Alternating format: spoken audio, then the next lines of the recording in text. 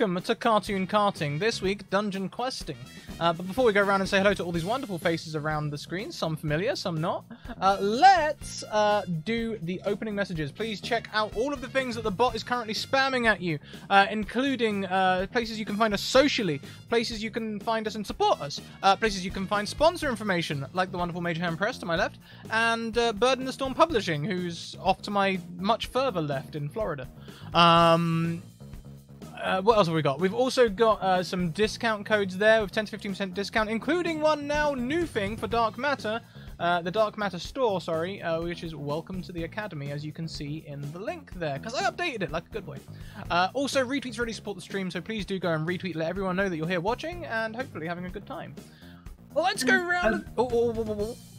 I'd like to interject about that code, Welcome to the Academy. Not only is it for Dark Matter, it is for all products on our store. It is indeed. It is indeed. Is it called the Dark Matter store or the Mage Hand Press store? Mage Hand Press store. So store.magehandpress.com.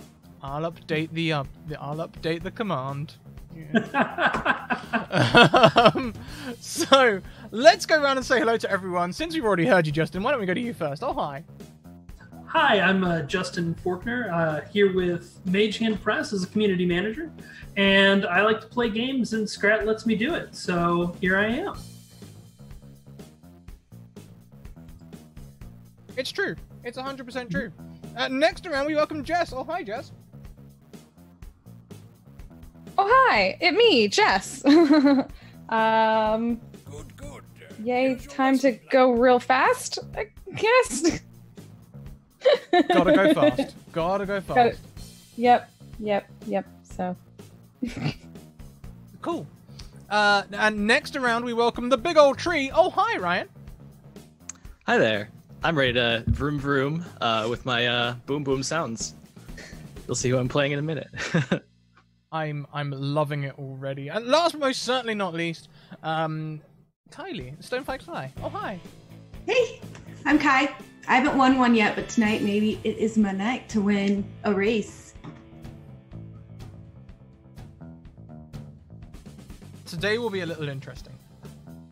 Today, as we approach the starting grid for our usual pre-match section where Scrap punches the mic, we, instead of starting on a normal racetrack, we are in the desert.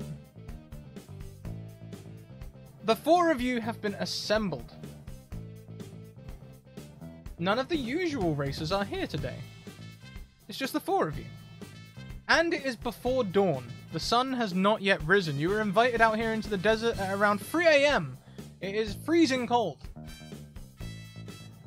The nature of your invitation was mostly mysterious, but they promised a very large cash prize to the winner. Why don't you describe your characters as they gather to find out more information from this spokesperson who is taking to a lectern, a short, round little man with a top hat, as nearly as tall as him. Any order. I'm not gonna call you out on this one. You guys can go in the audio comfortable. I'm Princess Posh, and she's wearing a very big ball gown, like one of the old-time fakey wigs. Do we have our cars with us, Scrat? Or no? Yeah, we do.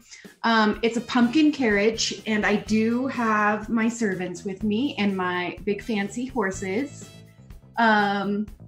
And as I walk out to you guys, my servants, please lay out my red carpet for me. And they'll roll out my red carpet so I can walk towards you guys. Excuse me, do any of you know why we are here?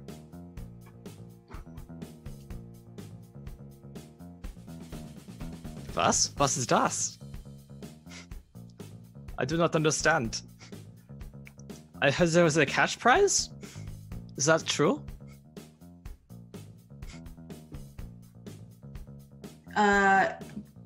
I don't need any cash, so I must have gotten the invitation by mistake, but I certainly would not mind playing in this game.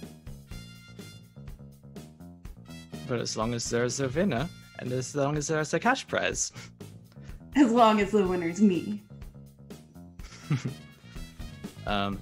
As an introduction, my character is Luther von Beethoven, musical genius, musical prodigy. His car is sort of like a mishmash of a tuxedo with 2 gramophone sort of turbo engines flying off the back. So, he's very musical themed.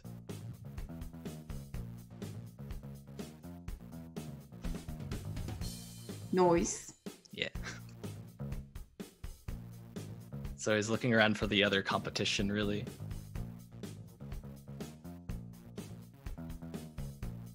So as he's looking around, a lightning bolt strikes down from the sky, and suddenly there is a 1948 Ford Deluxe convertible painted red with white lightning stripes all over it that appears with a clearly cool cat at the wheel.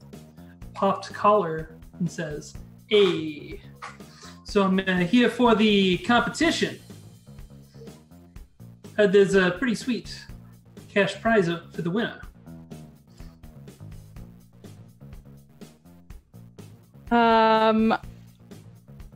I think like off to the side and somewhat to the back, kind of not even like pulled up to where they're supposed to be yet. You'd see Hannah Cobblepot, and they're kind of a mess of a person with a kind of a mess of a car. And just they look jittery, like maybe they've had too many coffees, and they're like, oh my god, I don't know why I'm here. I don't know why we're all here. Each of these machines is a death trap. We're all gonna die. This is so bad. Why are we doing this? Oh my god. Ah.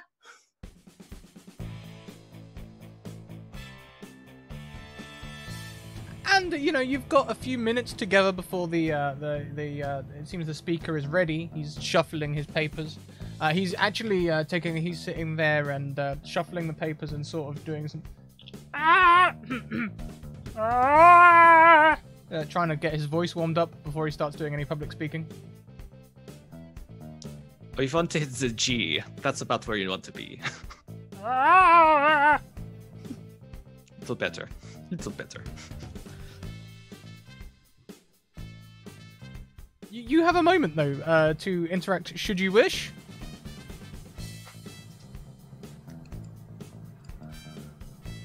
And when you don't, he takes to the lectern and says, I am sure you're all wondering why you've been gathered out here today in the desert before the break of dawn. Very important, that. Very important. With promise of a great prize. Yes? Yes. Heard there's a pretty cool prize at stake here. Yes, indeed. Now, this is kind of a race, but not your normal race. Today, you will be racing the sun. All right. That doesn't sound safe at all. Are you sure this is safe? Has anyone been here to check this? Has health and safety been here? Oh, my dear. There's no health and safety out here. No, this is possibly the most perilous adventure you'll undertake. Oh, you'll have such a blast. Now, here's the thing. On the horizon there, you see that little peak looks a bit like a tall dune. Not a dune. That is the castle of some old king or sultan that went missing some time ago. It's a pyramid, but he's describing it as a castle. Now, on each corner of the castle, there is an entrance inside. In the center is a great hoard of gold. A great hoard of gold. They usually cheer at that bit. All right. What? Sorry, my tinnitus is acting up. Someone give that man a pencil. Hey, I gotta always keep my cool, man. All right. Now, the slight problem, which is why we've hired racers rather than adventurers, is because adventurers are greedy and racers are fast. See, we were thinking ahead. So, I would like you to race into the castle, through the labyrinth of passageways, to the center, where you will find this hoard of gold, guarded by a dragon, and you can grab the gold and get out again. The important feature of this castle is that the doors are only open between sunrise and sunset, and if you don't get out before sunset, there's, a chance that you'll never be seen again. Backing up, you said, we'll find gold, but it sounded like you maybe mumbled a little something there. Oh, there's hardly anything of note, really. Guarded by a dragon called Tiberius or something like that. Oh, cool. Darling, did I hear you say dragon? I'm sure it's just a big lizard. These scribes, they like to put a bit of spin on things, get people excited. You know how it is. How big of a lizard? Lizards can still be dangerous, True. Always wash your hands after handling it. That's my advice. In most walks of life, in fact. That is really good advice. With these Dungeons and Dragons, it sounds kind of like, the famous German role-playing game, The Dark Eye. Yes, I've heard of it. If that makes you feel better, brilliant. So, we getting ready to get on with this race? We're losing shade. Wait, you said adventurers were greedy. As racers, we don't get to keep all of the gold to ourselves? No. Well, there's one thing in there that I would like. And that would be a small thing, hardly a thing at all. There's fabled to be some kind of scepter in there of no historical importance whatsoever. Golden scepter, not really worth very much. Do we have to get out of our cars? Or can we just, stay in our cars and, push the treasure? Do you have nets? It starts, throwing parts of the car around, I think there's one in here somewhere. I think there's something in here for sure. I must have something. Sure, as long as you've got some kind of gold capture device, you can stay in your cars. Oh, you should probably be very quiet, though, when you try and take the treasure, because if you happen to be noisy, then, the neighbors might complain. By neighbors, you mean dragon? Alleged dragon. Alleged. Not confirmed. Not confirmed. By anyone of note. Well, when I win this race, we can discuss that gold scepter, because I'm sure it would look good from my rule, from my throne. Oh, gaudy. Gaudy, awful thing. No, you wouldn't like it, trust me. Yes, well, sun will be coming up soon. Are there any questions? Or further questions, I should say.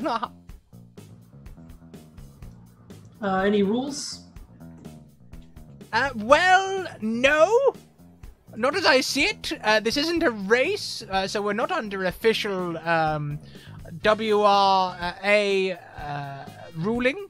I would say, though, there could be things in the castle.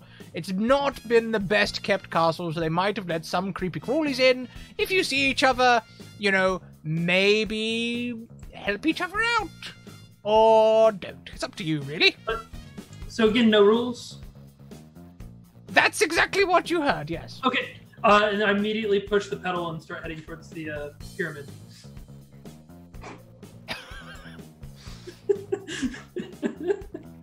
Manny has dove into his car and started speeding away.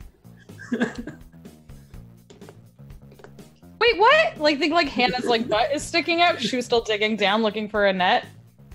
And I think they flip over the right side and then also head out. It really looks like we started then. Good luck, everyone! I'm gonna run back to my car, and servants, get my rug, and make sure that they get my red carpet. It's time to go. Yeah. I jump in my, little wagon and I go dun dun dun dun and go. Now, you can argue against this if you like, Kylie, but I think the time taken for your servants to roll up your red carpet may put you last leaving. Do you think that sounds fair? That sounds fair. Fantastic. Leave behind my red carpet, though. So he takes out a speakerphone and holds it up and just sort of says, "You should try and each take a separate corner of the castle, just in case. Good practice." Looks like we got a new friend. Thanks, honey. How far ahead are we? Is it like, what? Or like... Why you make me an intellect check? Oh, no. Level 0, we'll just scale it.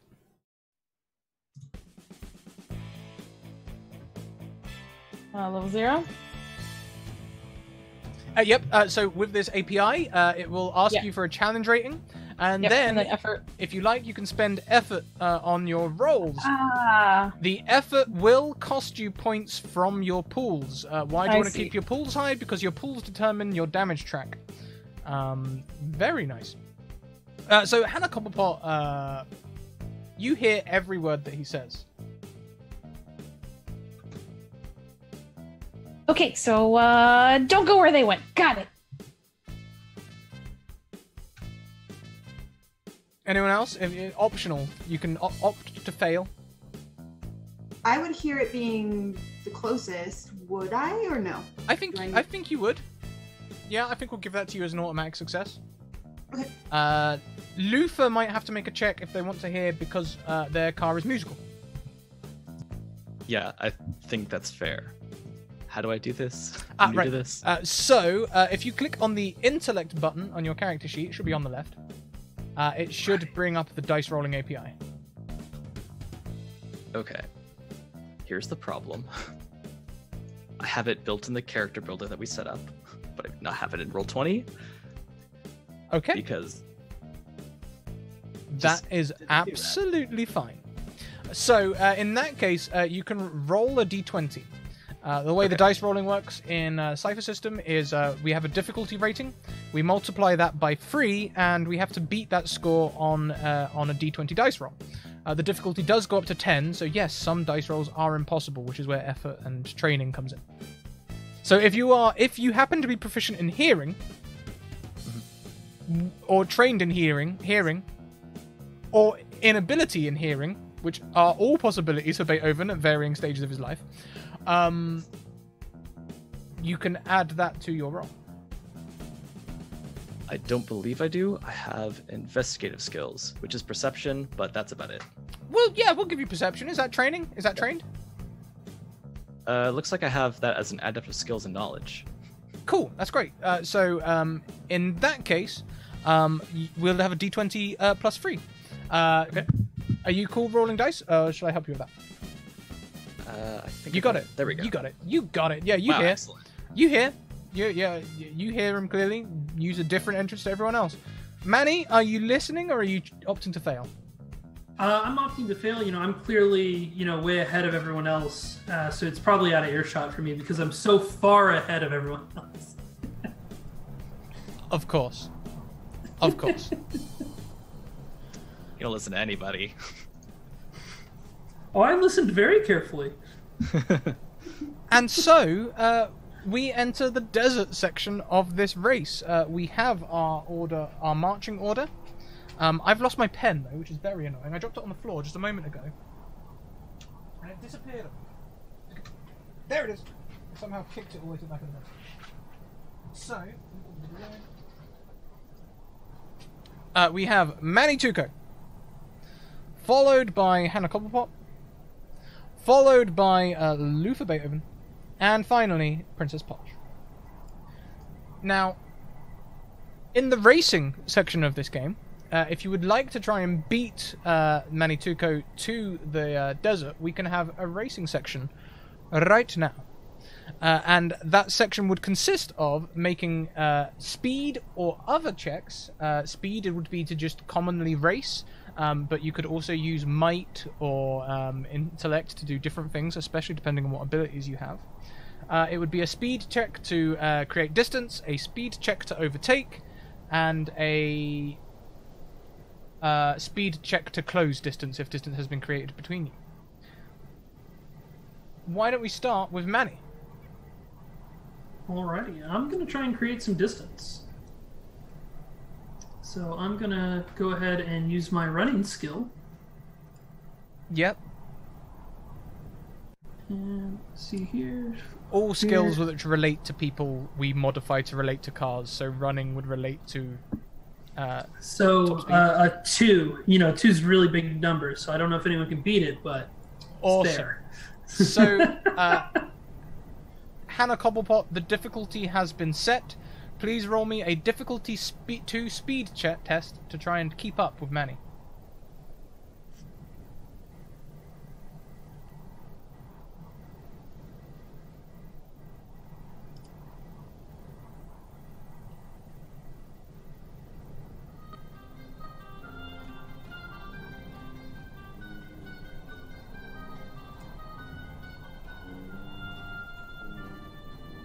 That's a success. So, unfortunately, Manny, you do not create any distance at this time.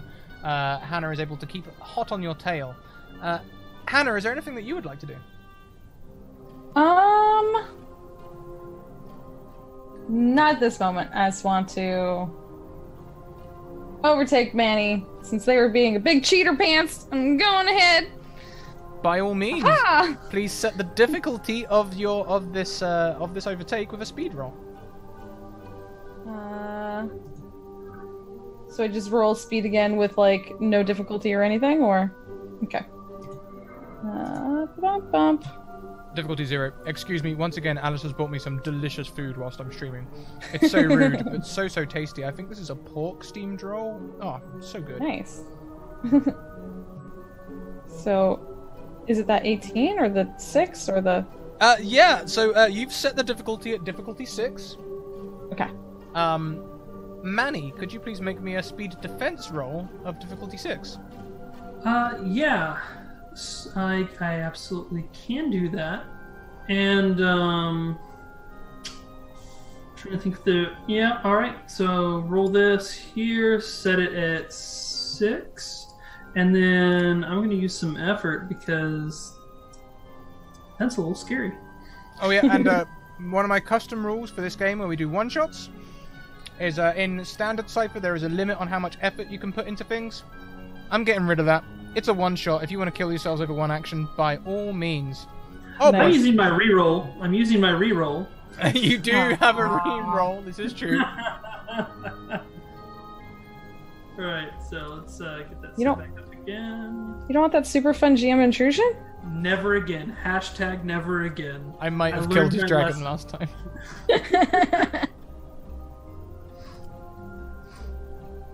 There we go. Ah, dang it. Wow, the turnaround. So, Hannah, unfortunately, no matter... And you race really well. You are, You're pulling out all the stops here. You should, by rights, overtake. And for a second, it looks like Manny's about to make a fatal mistake, and you're about to overtake him. But then suddenly, his engine kicks back into life. Or something, and he's absolutely fine. You're not overtaking him this round, I am afraid. Dang it. Next, we have Luther von Beethoven.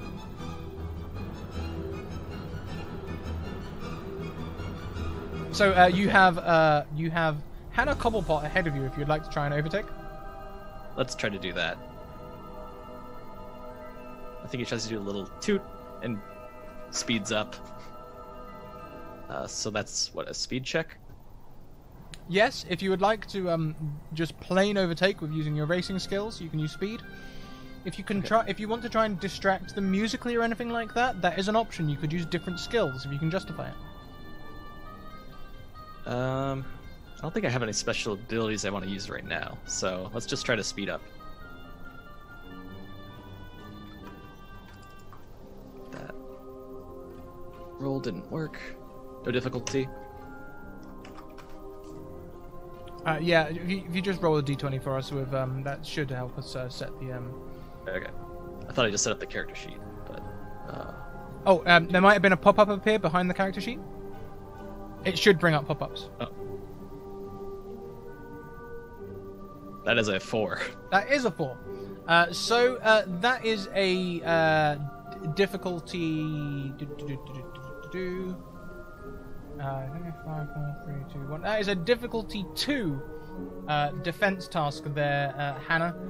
You can see Luther von Beethoven tooting loudly, trying to overtake you. Would you like to make a defense roll of difficulty 2? Yes. I'm trying to figure out what do I get? I have trained in speed defense.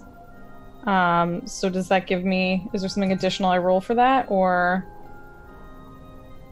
You're trained in speed defense? Yep. Well, it's because I'm paranoid because I'm doomed. You should be able to just click on that skill then. It should be a little Okay. bad representation of a d20 next to that skill.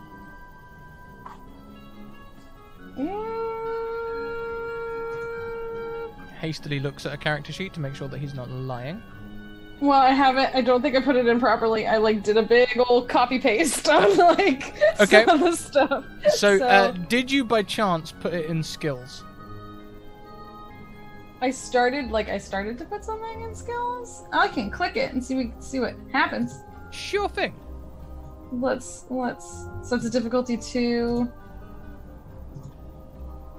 Whamp. There's a whole Whoa! whamp. Okay. So, but you have put it in correctly. You are trained. And even though you only rolled a 1, because of your training, that would add 3 to your dice roll. So unfortunately, not this time, big old tree. Luther van Beethoven cannot overtake Hannah Cobblepot. 9. Leider nicht. Princess Posh.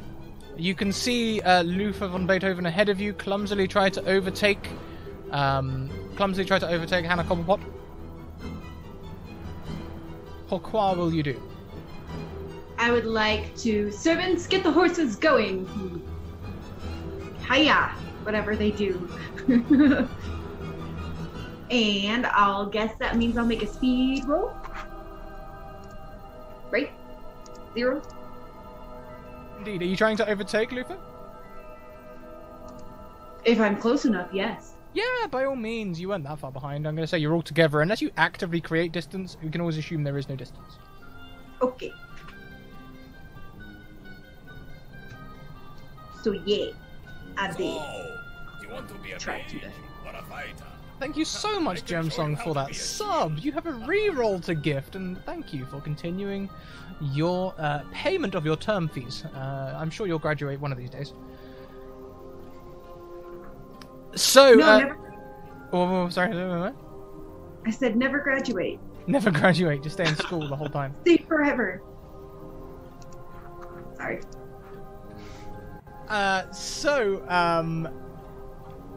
Princess Posh is trying to overtake you, von Beethoven, and they're trying pretty hard. Could you please make me a defense test against a difficulty 5? To clarify, you'd need to roll 15 or more on a d20, Okay.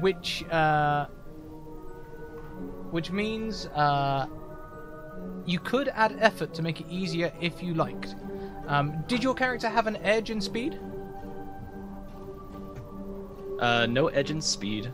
No edge in speed. I am trained in speed defense tasks, because unfortunately I'm also doomed.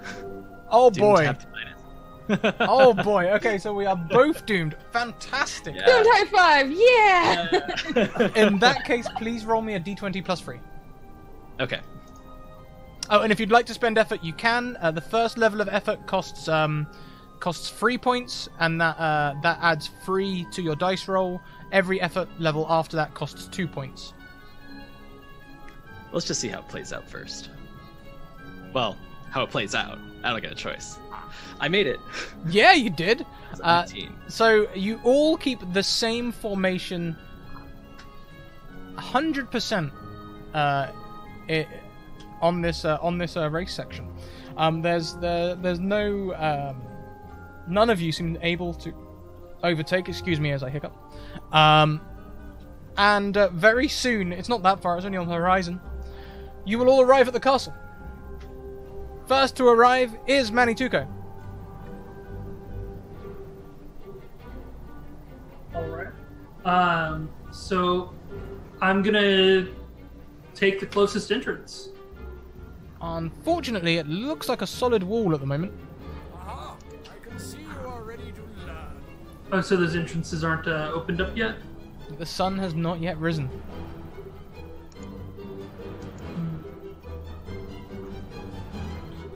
Okay, so However, being first, you do have your choice of entrances. You can see arches on the corners, which look like solid walls at the moment, but they look like they could house doors.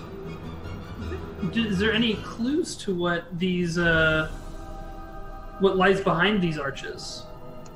Ooh, why don't you give me an intellect check? All right. Difficulty. Difficulty 0. We'll scale this one. All right. Depending on what you get, it depends on how much information I'll give you. This looks like a solid section of wall with some sand built up around the outside. Cool. So I will get in front of one of the arches, and since I have no information, I'll roll a d4 to determine randomly which one I pick. Fantastic. I rolled a 1d4 to decide who the reroll went to. I'm doing it in the order that we introduced ourselves, so Jess gets a reroll. Also, thank you very much, Gemsong, for the Patreon donation. You have £10 to spend.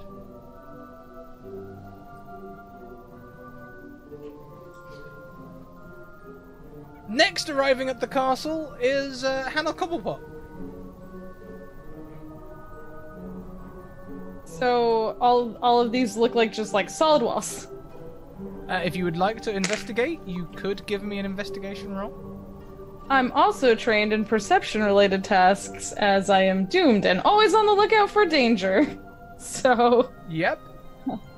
I assume we're all gonna die here. So I will try and see if this rolls. I'll try this one. And thank you, Hawkeye, for pointing that out. I did completely miss that bit donation. I do apologize. Hawkeye donates 200 bits to give 1 bonus point for Hannah and 1 for the princess. So each of you have a bonus point to put in one of your pools.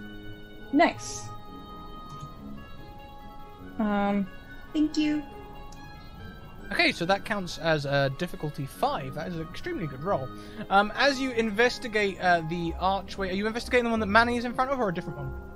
No, I want to go to a different one because I listened to what the announcer said not to go after someone. You can hear a sound coming from behind these walls. Or rather,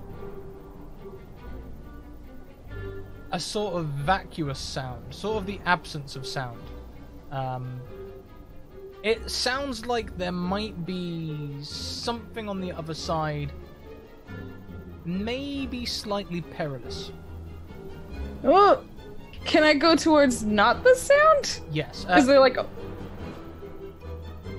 Yes. This would be door number 3 for you, Hannah. I would like to go to door number 3, please. And that's the one with the perilous thing. Oh no, not that one then. Which one did Manny go through? 4. Oh, they haven't can gone I- through yet, but waiting in front of. Okay, I want to go through number 2 then, if that's... Yeah, sure thing. Okay. Next is Luther von Beethoven. Luther, you can see Hannah has gone to one corner of the castle. It seems like Manny is standing outside another corner of the castle. What would you like to do? Okay. I will try to go to the one in between them, I guess. I guess they're both in between, but the closest one that's in between. Yep. Would you like to do any Let's sort of try investigation? Number 3. Number 3? You want to go to number 3? Yeah. Fantastic. Yep. Is there a way I can check for, like, if there's anything weird about these doors? By all means, you could give me an investigation or perception check. If you have a supporting skill that you can justify, I will gladly take that into account. Yeah, I have investigation of tinkering with devices, maybe. Fantastic. Yep. Okay, let's... Is that just another +3? Yes. Okay. +3. Hey, pretty good. 16's a pretty good roll. It is a pretty good roll. Like Hannah, you can hear there's something strange about this door. Almost like an eerie absence of sound. Looks like we got a nerf. Hey, Gratuitous RP, thank you so much for that raid. Welcome in. We're just getting into the meat of this one. So, Luther, you can hear... Is that wind rushing?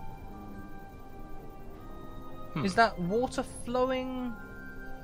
It sounds like something is moving in a way that is leaving space.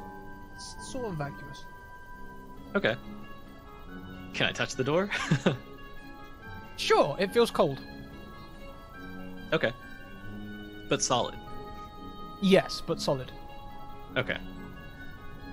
Then I'll wait with my engine idling. Last to arrive is Princess Posh. Well, I suppose I'll just take the last door.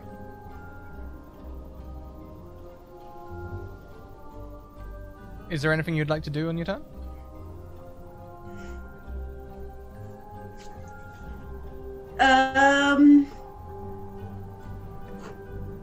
Can I? There's nothing I could. Nope. Nope. Oh, I guess I could try to investigate the door, like everybody else did. Sure thing, why not? And you said that was intellect? That is an intellect task, unless you have any other task that you think would be appropriate. I don't. Okay. Thank And you what very did much, Gemsong, who gives a reroll to everyone except for Hannah. So now we all have one. Difficulty 0, I'll scale it. Okay. Beating difficulty 4, you can tell, despite the ominous music, that this door, it almost sounds like there's, you can hear like the sand on the other side landing on something solid. Sounds like there's something solid on the other side. Okay. That's all I will do. And as the sun breaches the horizon, the stone doors begin to rise with it at almost the same pace, painfully slow.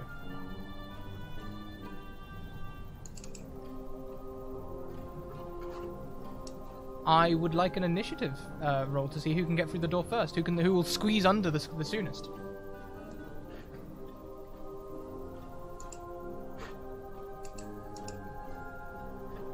Ooh.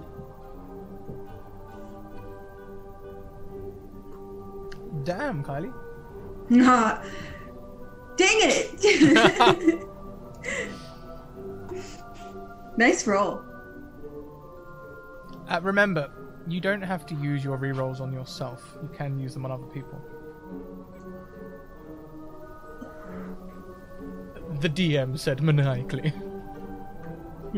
I feel like I want to keep it until, like, you know, we get to the dragon. That's such an evil little, like, aside. It's also worth mentioning it's kind of like a Mexican standoff right now where it's like, oh, you know, I've got my reroll pointed at you. I've got my reroll pointed at you.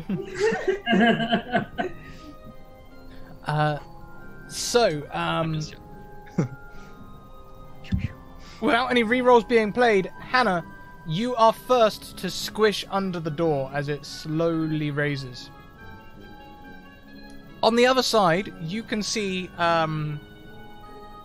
darkness mostly, oppressive darkness, with a single wooden rope bridge going across a space around 25 foot long.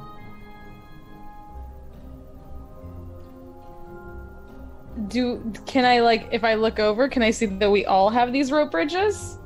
You can only see oppressive darkness if you look in any direction. Oh, dang, so I can only see my own. Okay, I want to just, like, speed up and try and go across it as quickly as possible. Now, I have a question. Oh, no. Would you like a GM intrusion? If you accept a GM intrusion, you get 2 XP. You get 1 XP for yourself, which you can use to re-roll or create player intrusions. Or, and the other XP goes to another player of your choice. Uh-huh. But that does mean that I get to make things worse. I mean, I am doomed. So I feel like that is valid. Let's go for it. Okay, who would you like to give your extra XP to? Princess Posh. Princess Posh, you have an XP. Now, Hannah, as you start driving across this rope bridge, you have wrongly assumed that this rope bridge was designed for cars. It was not designed for cars. It was designed for people. Possibly adventurers. As your engines start clattering over the wooden boards, it starts to shake and you see the ropes starting to fray. Can you please make me a difficulty 4 speed test to get to the other side? Okay. Difficulty 4 speed test.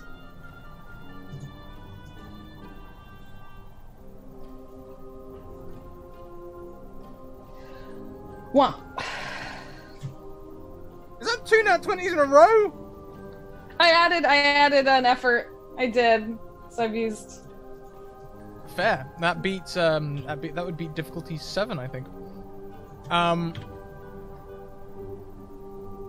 Oh yeah, by the way, there is a problem with this API in that it always says success. Okay. Even when you fail. So we have to look at the numbers and see when it says roll of 20 beats difficulty 6.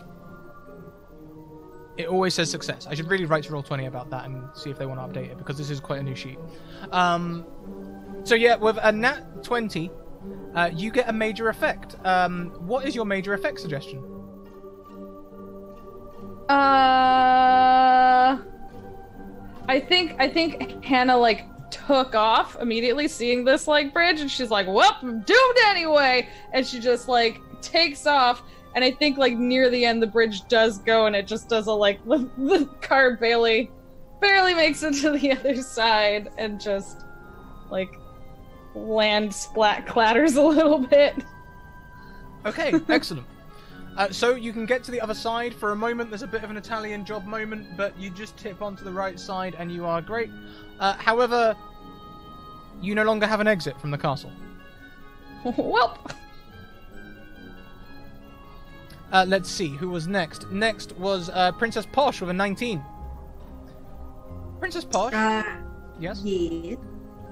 You can see this opens up into a corridor with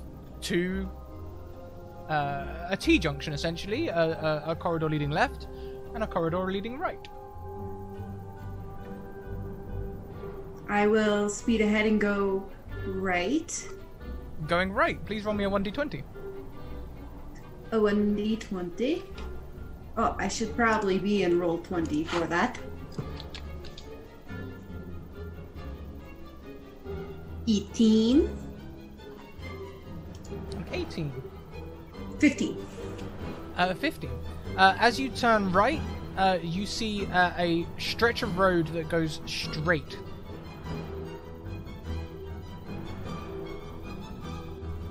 Can I speed through that? Sure thing. That's what I would like to do. You speed down the straight. These are going to be reasonably quick turns. Each turn will reveal a tile of the map as we create the labyrinth as we go. Yes, I am using heavy influence from a Fantasy Flight games called Dungeon Quest for this one. It's one of my favorite games. So the more eventful your tile, the longer your go is. After Manny only rolled a 2, I'm afraid. Next is Lufa. Lufa, as your door opens up, you can see a great cavern ahead of you with what looks like a small amount of rubble, which a confident person might see as a ramp. Well, if there's one thing that I'm ready for, it's to blast off.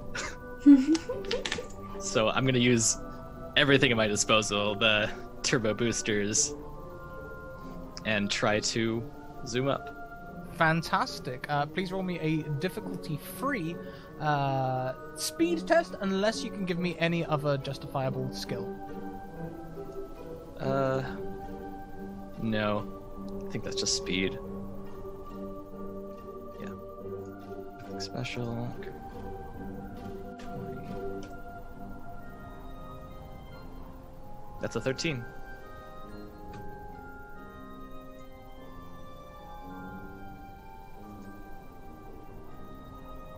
Oh, I'm muted. A 13 beats difficulty free, so you can get across. It's not a big gap, or rather, it's not a big amount that you clear the gap by. But when you land on the other side, your car is safe and secure. Yeah. Next is Manituko. We went for door number 4. Alrighty, so I'm gonna take off quick as I can down door number 4, and let's see what happens. As the door opens, you can see a pathway that leads as though it's a corridor going left. Mm-hmm. However, you can see that this pathway is skirted by a cavern, and on the opposite side, you can see sort of like separate corners, where you can see your path going left here. You can see another path that would let you go straight if you could get to it, and right, but there is a cavern between the two. So there's a cavern between the two. Any ramp whatsoever? Any sort of jump? Well, not yet, but there are flagstones and loose stone all around, so you could jury rig something. Yeah. So I'll take one of my sonic grenades. I'm gonna toss it at the flagstone to create a ramp, and I'm gonna jump.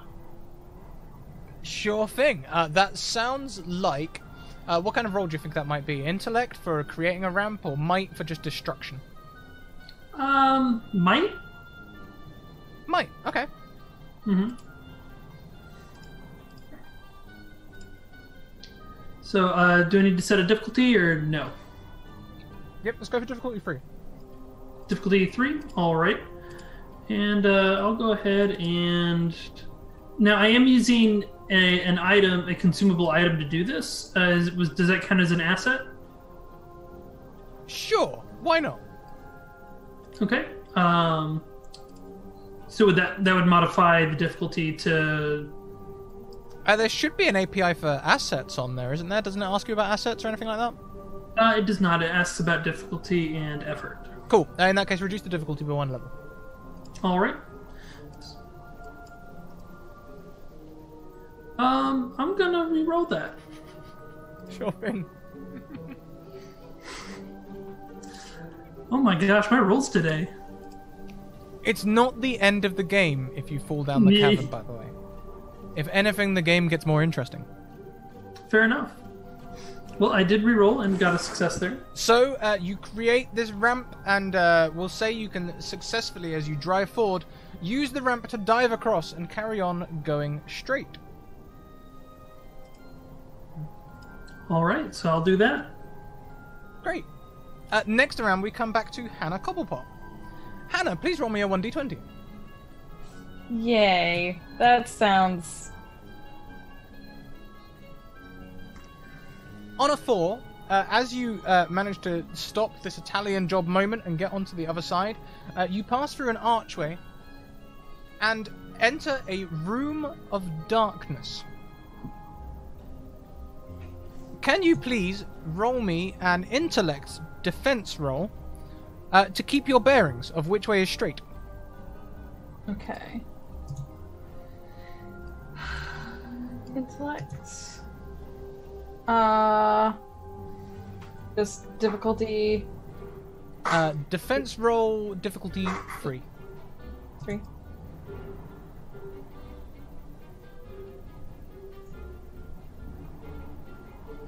You can keep your bearings. If you go straight, there's a chance that you can go straight out the other side. There's also a chance there could be a wall there. If you would like to investigate, you can investigate, but investigation will also cost you a difficulty-free intellect roll to keep your bearings. I just want to try and go forward. I'm just gonna let's just do this. Okay. I smack the front of the car and like one really bad light comes on and it like barely does anything and I'm like, well, we're just doing this now. Let's go. Unfortunately, your headlights, though they are on, don't seem to be illuminating this darkness. Yeah. Should have cast magic missile at the darkness. That would never miss. It would be perfect. Can you roll me another d20, please? Yeah. Yeah, I didn't think those were gonna work well. Let's pick them up somewhere. It's just junk. A 7? On a 7, this wall is a wall. No, the wall really was a wall. What No. speed did you attack the wall with? I think at a decent clip. I'm like not full speed, but like it sped up a lot. Like I think we'll give you 3 points of damage there. okay. Where? So damage damage comes out of your might pool to begin with, Oh. and then it comes out of your speed pool, and then finally comes out of your intellect pool. If Oh, you that's so interesting. If you lose all of your might, everything becomes one step harder. If you lose all of your speed as well, everything your car stops moving. You have to take a turn to repair it. If you lose all of your intellect as well as your might and your speed, usually in the race you go to the back of the race. In this case, there might be special implications. Oh gosh, special implications. Bum, bum, bum. Sorry. So it comes out of my might pool or my where it says current might. Take 3 out of there. Your current might should be your current might track. Your might pool should be the maximum amount of points you can have. Okay. You can also, on your turn, make recovery rolls to try and regain your points. The first roll requires an action. The next roll requires 10 minutes of inactivity. The next one an hour. The next one 10 hours. Okay. Okie doke. Okay, so there was a wall there. There was a wall, and that is where we will leave your turn for now, as you have collided with a wall. Next, we come to Princess Posh. Princess Posh, as you speed down this straight section of hallway, zooming out dramatically. Oh, and Jess has gone as well. I'll correct the cameras as we go. But why don't you give us a 1d20 to see what the next tile is? Oh boy.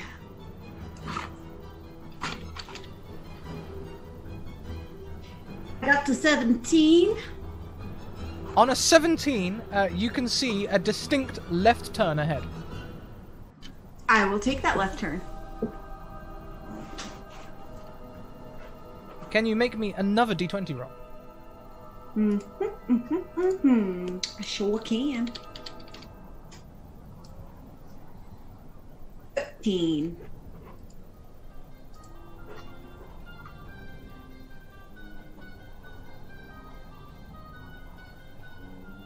On a 13, this time you enter a room with no other exits. can I investigate to see if there's like a hidden or trap door? How would you do so? Well, let me see what I have here.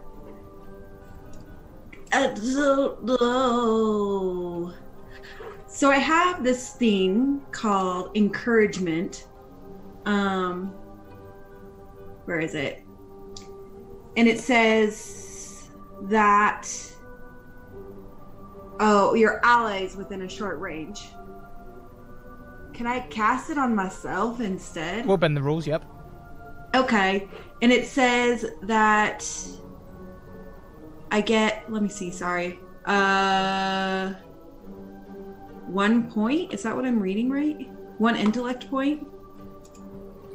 Can you pop it in the chat? Yeah. Yeah. Sorry. You're okay. So sorry. You're okay. You're fine.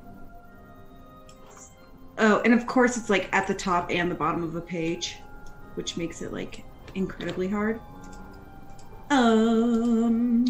Here is the first poet, and I'm about to give you the second poet. Oh, I see. I'm roll 20 chat. Lovely. So while you maintain this ability through ongoing... There!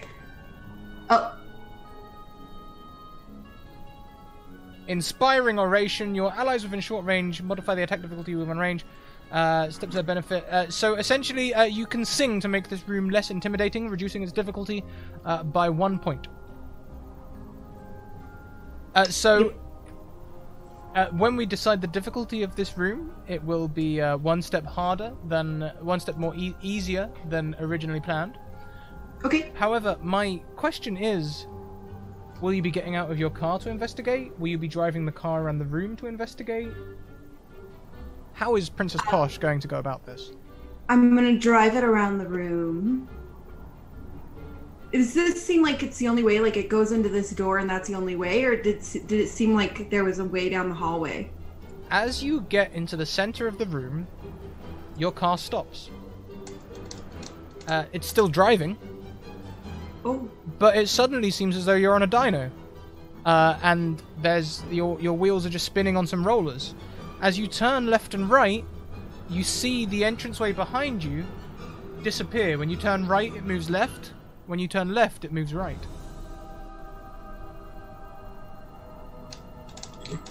Ooh. That's the thing. Can I take another action or am I done? No, you can take another action. Can I... Shoot, I don't know. I don't have any idea what to do.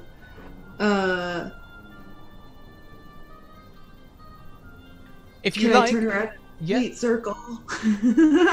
sure can. As you turn in a complete circle, you can see the room rotates as you turn and reveals 2 other exits. Oh. However, to know which direction those exits lead to, I will need an intellect difficulty 3 test. Your singing will make that difficulty 2. Okay.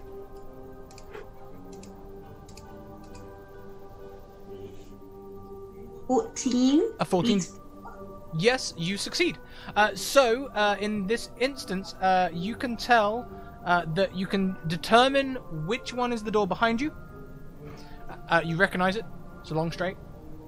You can also, as you're looking out the rearview mirror, see that the other one is exactly opposite the entrance, going straight ahead, and the other turns left.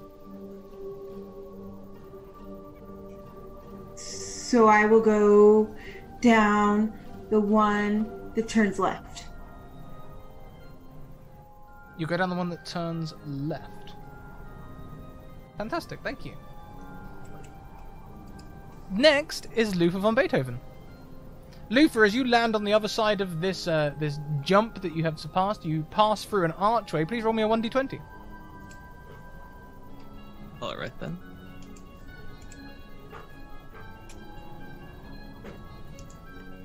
That's a 13. That is a 13. On a 13, you enter a room which is mostly dark, but your headlights do illuminate. As you turn your headlights on, you can see that the floor is covered in rats. Ugh. 9. I hate the rats. Let's see. Can I try to blast some of them away with my powerful horns? By all means. All right then. Would that be a might roll? Sure. Yeah. How hard can you hit that horn? Very badly.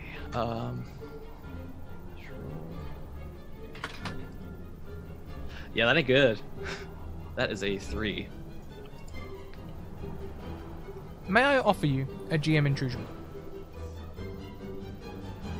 I'm doomed, so if I turn this one down, I can't refuse the next one. Yes, you may. Distracted by the rats, you toot your horn, attracting them. And at the very last second, you see them reveal a hole in the floor. Can you please make me a difficulty 4 speed defense roll to avoid driving down the hole? Okay. D20 plus 3 for the bonus. Yikes. Unfortunately, a 6 will not beat difficulty 4. You do have a reroll. I'll use it. Seems about the right time for that. Yikes. That's better. I think. Okay, so a 13... 1, 2, 3, 4... Yeah, a 13 does beat difficulty 4. Narrowly.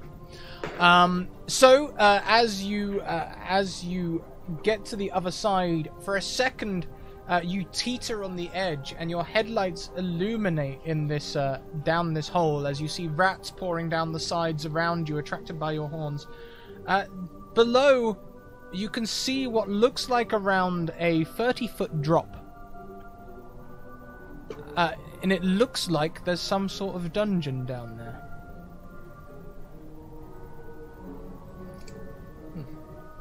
Maybe there's something worth checking out. But first, zoom.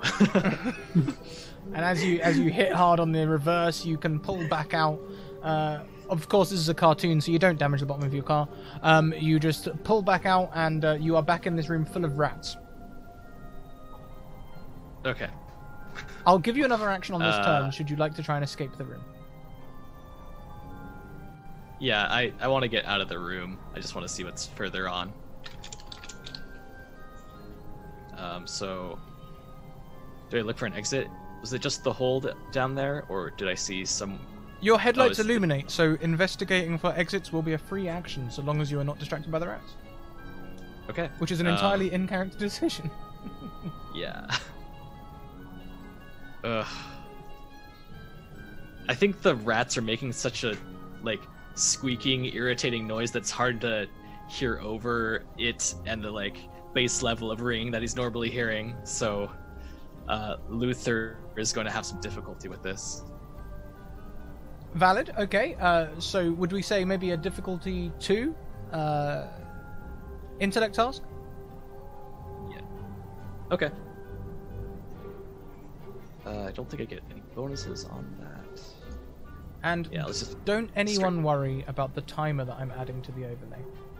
You guys don't worry about that at all. I rolled a 5, which I don't think makes it. Difficulty 2, I think it does actually just make it. Just makes it. Okay. Yeah, 1 to 3 is 1, 2 to yeah. Okay. You just make the the roll. Let's see here. You can find that there is a exit which turns right in this room. And only right. Okay. I go right. Great.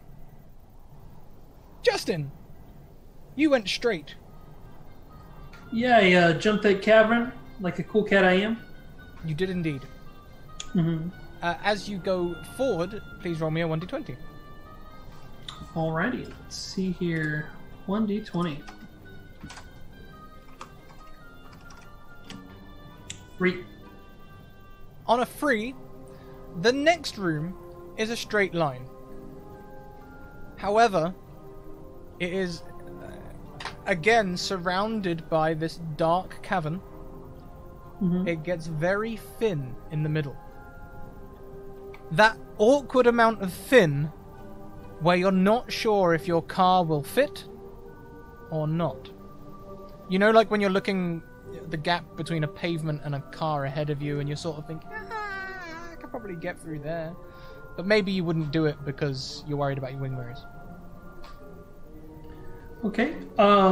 What I'm going to try and do is I'm going to try and pop my wheel up onto the wall a little bit so that I'm driving at a diagonal. So, I might not have described clearly. Either side is cavern. It gets thin in the middle. So, to do that, yes, it is possible. You could pop your car onto two wheels, but it wouldn't have a wall to rest against, which would... A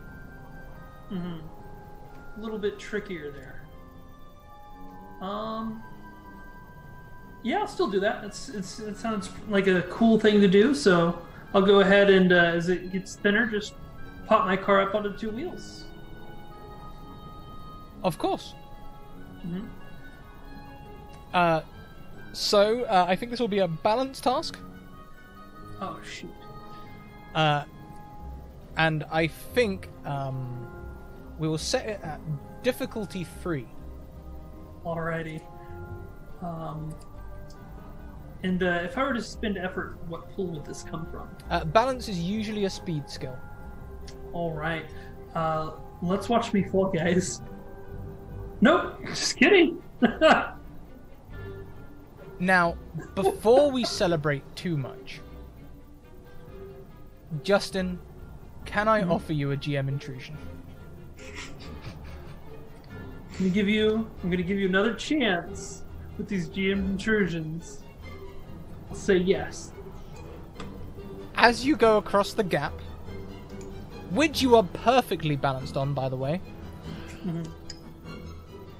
a section of the gap gives way. Can you please make me a difficulty 4 speed defense task to stay on target? Alrighty. 4. And I'll go ahead and use a little bit of effort. A roll of 15 does beat difficulty 5. You, despite the rocks sliding out from under your tires, you expertly navigate across this gap, which is now even thinner than before. Even a motorcyclist would think twice about this now. But you handled it like a pro, getting to the other side. Yeah, you can't slow down Manny Took over here.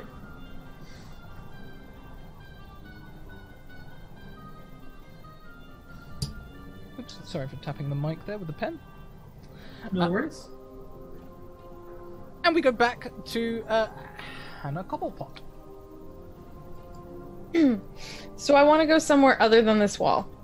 Somewhere other than this wall. Perfect. This wall has not been great. I don't like it. We're not friends. Right. Valid. So do I have to investigate to see where to go? Because you said it's really dark in here. I think hitting the wall, you might have dropped concentration, but seeing as you succeeded last time, I'll make it one step easier. So it's now difficulty 2. Okay.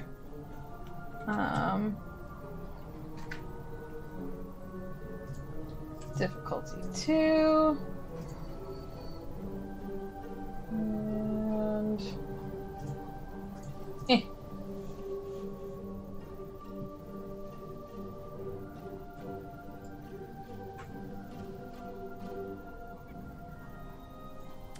A 5 beats difficulty 1. You are trained and you have put effort in, which would reduce that to a difficulty 0 test, so you automatically pass. You can tell in the darkness which way is which again. So would you like to head left, right, or back the way you came? Do I get any semblance of what is left and right? Is just like, there's an open door left and it's dark, there's an open door right and it's dark, and then there's the hole backwards. Is that my options? You don't know there's an open door left and right, you just know which direction they are in. There could be more walls there. Not more walls! I hate those walls. I want to, like, just take the gear, hit reverse, look back, and drive backwards. And then I want to... Something I have as... where is it? I have hover. I want to try, like... going down slow. You want to go down the... Is that what was backwards? Was the Well, hole? yeah, if you go backwards back out of this place, there is that drawbridge canyon which you passed. Okay. I'm drawing the map as we go, so yes. Yeah. 100% what's behind you. Sorry, there wasn't anything else backwards. No, and like I said, don't you guys worry about that timer whatsoever. That's then right, forward, right? Is that? Let's go right, I guess. But I'm like going a little slower now, I guess, since I crashed into a wall last time and it sucked. Okay.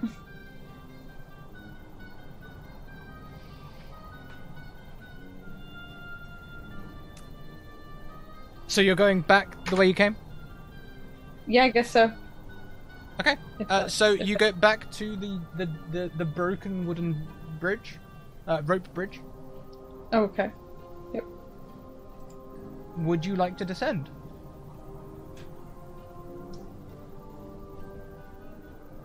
Yeah, sure. Let's do it. Fantastic. Getting below brings an interesting turn of events, which we will discover next turn. Let's go round next to Princess Posh. What a tease. Yeah, jeez. I was going down. I took a right-hand turn. Is that right? Yep. And I was going down a hallway. You went straight. You went left. You carried on, and then you found this dino room, in which you decided to go left again. I believe, wasn't it? Mm-hmm. So And is it just another hallway? roll me a d20.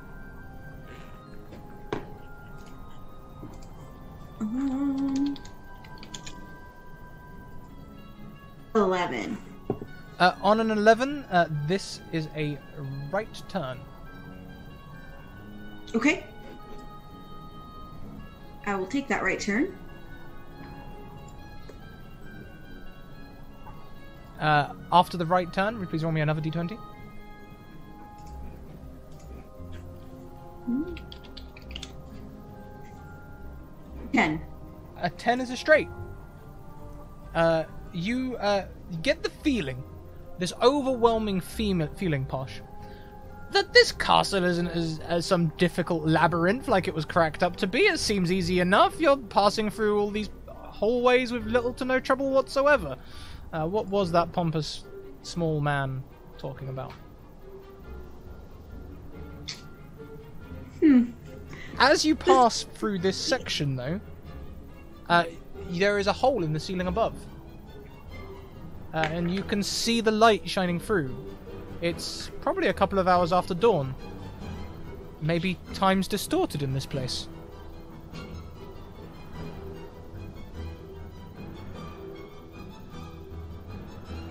Does that give me an indication that I'm lost? Is that what you're saying?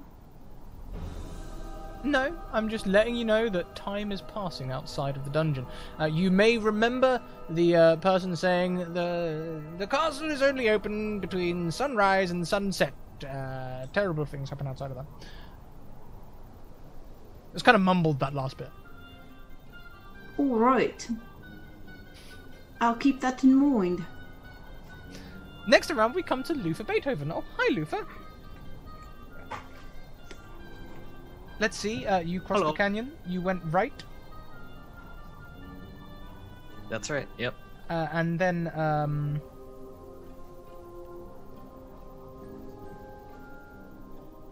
I think that was it, wasn't it? I went through that dark rat room, Ah, yes, the dark rat room. and then I took another right out of that. Perfect. Yeah, you emerge. Please roll me a d20. All right then. Let's do. Oh no. That's a fumble or a 1 or however it That works is here. a free GM intrusion. Oh. Please make me a difficulty 5 break check. Oofa doofa. All right. 1d20. Let's get that big money. 12 isn't quite it. 15 was the magic number, and a 12 is not it. And unfortunately, you are out of rerolls, and I don't think Hannah and Princess Posh are looking very generous when it comes to the reroll distribution. So you do not break in time as you realize that this room opens out onto a pit. A pit which does not drop 30 feet like the previous room you saw, but instead drops 60 feet. Please make me a speed defense task as you land. Thankfully, that's one of the things I'm good at. 1d20. We'll make it difficulty... We'll make it 1 difficulty level per every 20 feet, so difficulty 3. 3. Okay. Much better. Much better. Yeah, that would be difficulty 5. What was that a minute ago? So... you land. You land pretty well, actually. Somehow you managed to navigate your car. Maybe it's got some aerial fins or something that you can navigate. Oh, I definitely pointed it down. The little tube things. And yes, interesting things happen down here. Which we'll come to next time. Manny Tuco! You went straight. Alrighty. You went straight again. Please roll me 1d20. Alrighty. Let's see here. 17. On a 17, you enter a room in which is a suit of armor, a chest on the left with a gilded lid, and straight ahead you can see another exit. Okay, so there's a suit of armor on one side, a chest on the other, and then on the third wall there's an exit. Yes, the exit is as though it goes straight ahead, but it looks like the corridor curves around to the right. Okay, so I'm going to create a net of electricity and snatch the chest as I continue towards the exit. Okay, please make me a might test to pick up this chest, and that will be difficulty 3. Difficulty 3, alrighty. I'm pretty excited about this chest, so I'm going to go ahead and use some effort for that. Sure thing. 9 beats difficulty 3. With the effort, you do it easily. This chest seems lighter than you might have thought. Clearly not full of gold, but certainly has something inside it. Where will you just put it on the back of the seat, or would you investigate it? I'll put it. I'll have it in my passenger seat, and I'll pop it open if it's easy to pop open. It does seem as though it's locked. Although it's quite warm to the touch. I smack it with my bat. As you smack it with your bat, it recoils, baring its large teeth and standing up on spindly legs. Of course.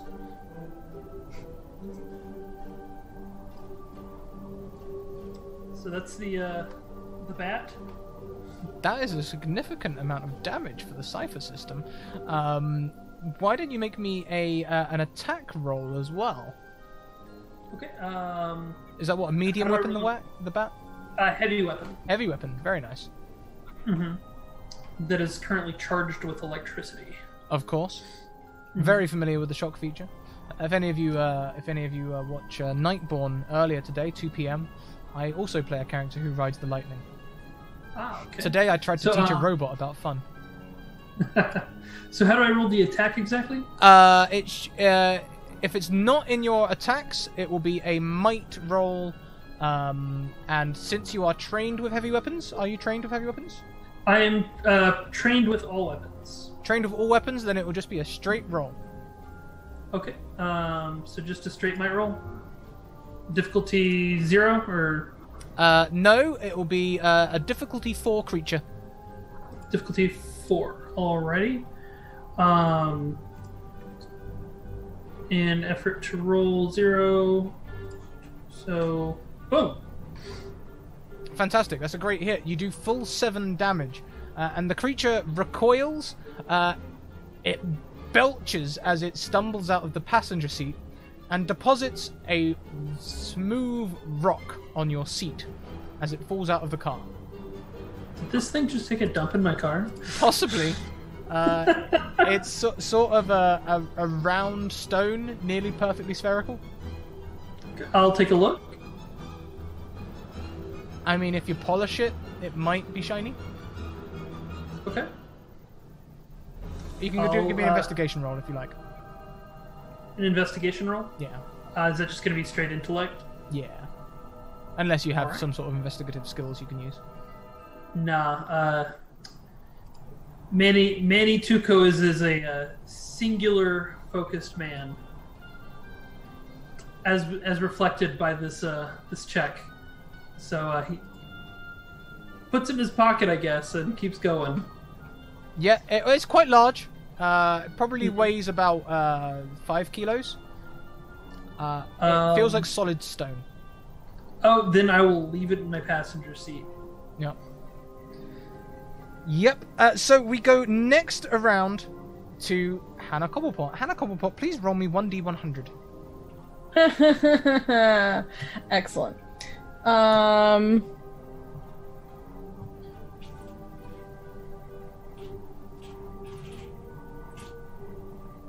44.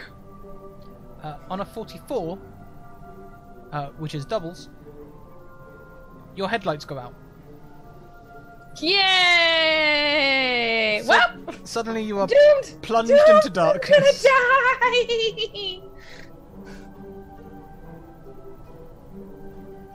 die. Is there anything you would like to do?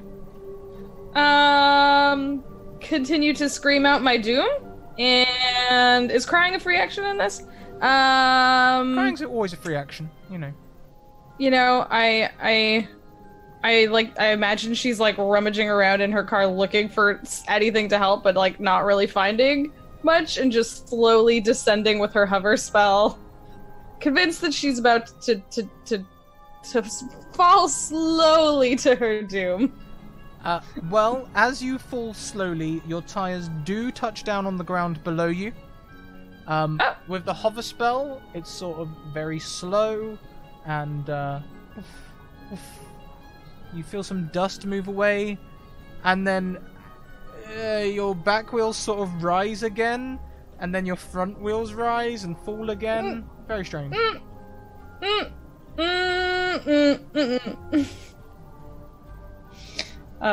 Is that my turn? Is that it? That's your turn. Next is Princess Posh going down a straight hall with, morning sun up above you. Would you please roll me a 1d20? Sure, I will do that.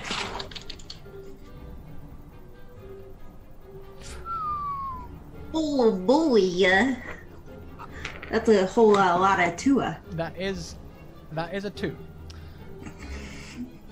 On a 2, can I please offer you a GM intrusion? Yes.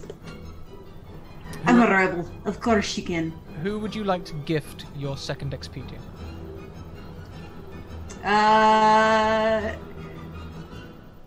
Yeah, I'll give it to. I'll give it to Ryan. I love how long you strung Justin along there. So you both get 1 XP. You can use XP to re-roll dice, which is very useful. Princess Posh, I think that's your second XP now. You can also use it to bring in GM intrusions, which must be related to your foci or class type. Princess Posh, as you are driving along, the floor seems to become animate. it would seem that you were driving along a very smooth road, which also happened to be a golem. And this rock golem begins to stand, revealing a large hole in the ground. You have choices. Flee, potentially risking the hole in the ground. Fight, potentially risking fighting. Or flee back the way you came.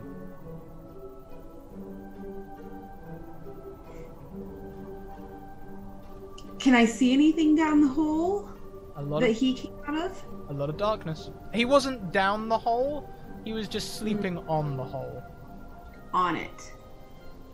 And it looks like an actual pathway going down. No.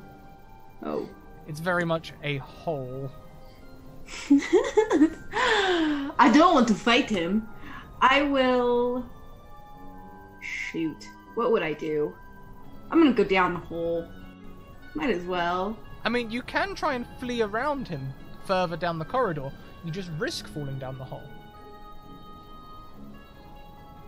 I'll just go down it. Okay, please make me a defense task of, let's see, Golem difficulty 5.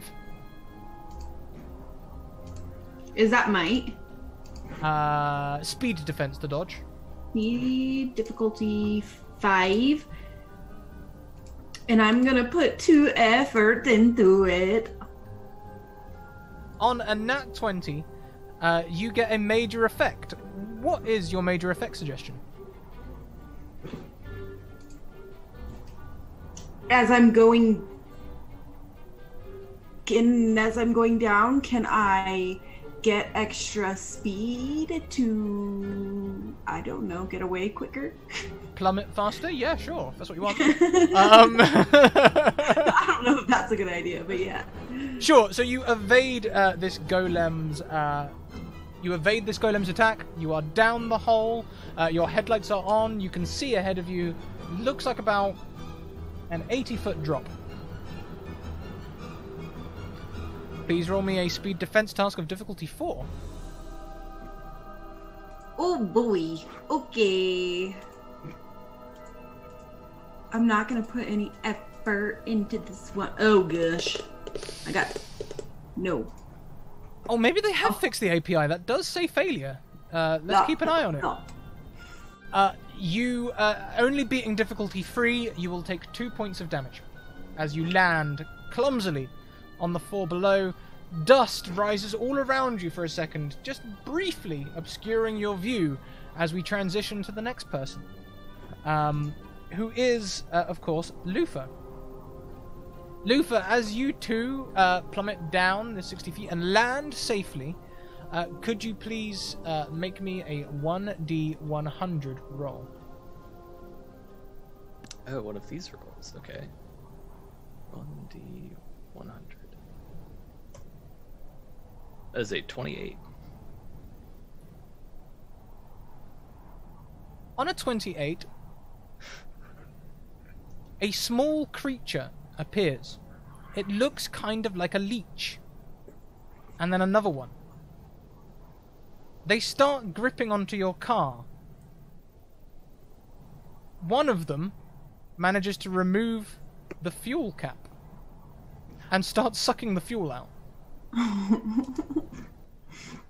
Okay. What would you like to do?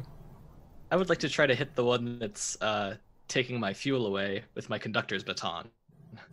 Of course. Please give me a roll. Okay. Attack roll, please. I believe that'd be a light weapon. Probably. Is that just a normal 1d20? Yeah, I believe that'd be a 1d20, yeah. If you, so... Just need the rolling part. Yep, we just need the rolling part. On a 10, a leech is only difficulty 1 on its own. You can hit it. However, as you hit it, you notice that it belches a small ball of flame. Oh no. Not into the fuel cap, but Oh well. as you knock it away, it hits the ground and it sort of... Okay. I will try to drive off and hit as few as I can. Sure. Make me a speed roll to get away. All right.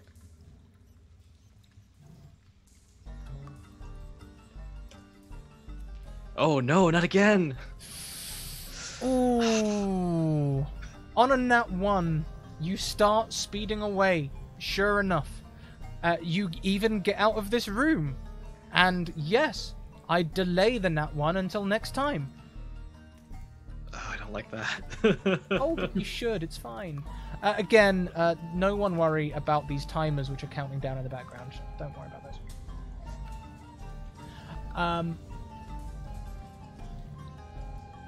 Next is Justin. Justin, so far the only person to stay on the ground floor, also known as the first floor in the United States. What would you like to do? So I was driving through the exit last time. So do I need to Yeah, roll for another room? You can see this curves around to the right.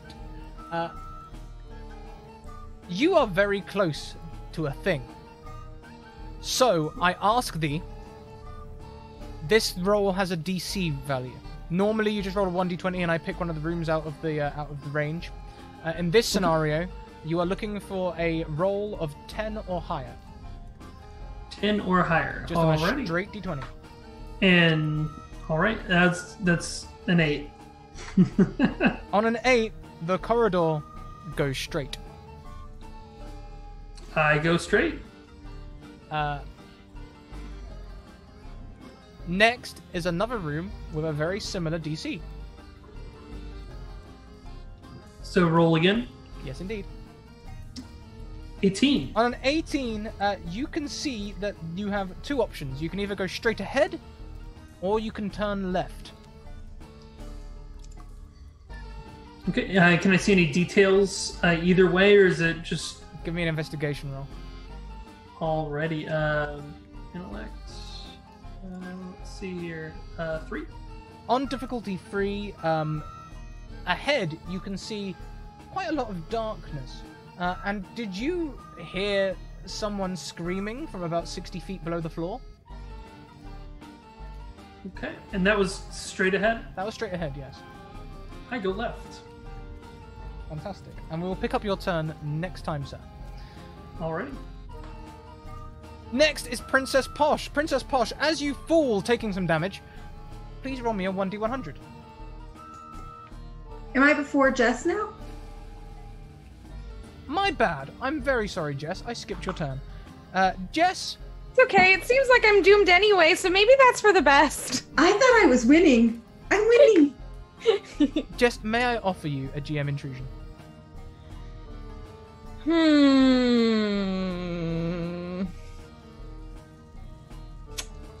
I have all these special XPs and rerolls. I'm like, what do I... Yeah, sure, let's do it. Okay. Remember, as doomed, you can refuse once, but then you have to accept the next time. Okay. So, you can hear, as you land, a gust of wind pass you by. Then, it passes you by going in the opposite direction, matching the rise and fall of your rear tires. Oh, no! Well, okay. Okay, I'm just gonna stay really still now. Well, can I, like, I have no lights. Oh, God. How do I move without moving? If you like, you can spend a turn trying to turn your lights back on. It seems like... Oh god, okay, yeah, I'm gonna try and turn... I guess I'm gonna try and turn my lights back on. I guess I should see what I have to deal with. Okay, do you have any special abilities, or would you like to make a intellect task difficulty free? No, I mean, I have the lookout for danger trained in perception. I'm cynical and I always expect the worst. So, no, I don't think I have anything that's specifically... let's. Yeah. What? Sorry, was the difficulty on this? Difficulty free. Good night, sorry. Gemsum. Imagine. It's always weird, calling people by their real names. Oh, sorry. No. I mean, like, talking streamer to streamer. I know some people are really okay with it, but, like, I'm always worried that someone's going to be like, they know my name! You know? Yeah. I've checked with some people, and some people are cool, and some people are really, like... I know. I'm not so good at remembering things, so I just default to always going with the handle. So you're trained in it, and you put effort in it, and you beat the difficulty rating.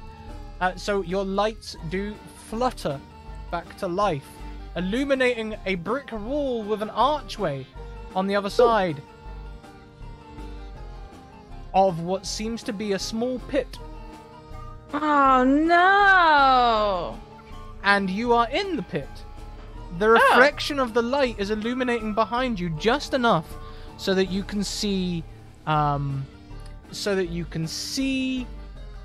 large scales. Maybe roughly. How tall were you? Hannah Cobblepot's probably like 4 feet. Okay, so they stand about 3/4 your height. That's not the worst. I've dealt with bigger. That's just the scales, though. Oh God! Oh no! I think she's like covering her own mouth and like stifling her.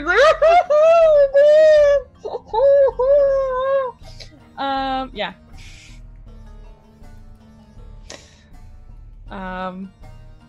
Yeah, I can't move or anything yet, right? I think you've turned your lights on. That'll be your turn. I've turned my lights on. That was my turn. Yeah, it's your turn Okay. this time. So I'm silently screaming. Silently screaming. And Very silent.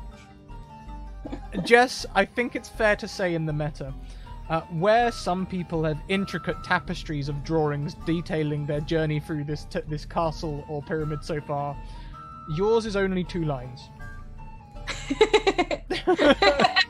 And one of those lines is an arrow down. There's, who cares about all those other directions? There's forward and there's backward and there's down and that's good. Next, we have Princess Posh. Kylie, you have gone down the hole. Please roll me a 1d100. Oh boy. Oh, and could you each, whenever I ask you to roll a d100, could you please keep a count of how many d100s you have rolled? That would be very helpful to me. 32. A 32 isn't bad. On a 32, you find the passageways are bending around, but they seem to go in a straight line. Soon your headlights illuminate a purple robe with a long wispy white beard. And if you put the full beams on or anything like that, you illuminate a person standing there, staff in hand, spellbook in the other, eyes glazed as though they are perhaps blind. I would like to, what is this? I have a thing.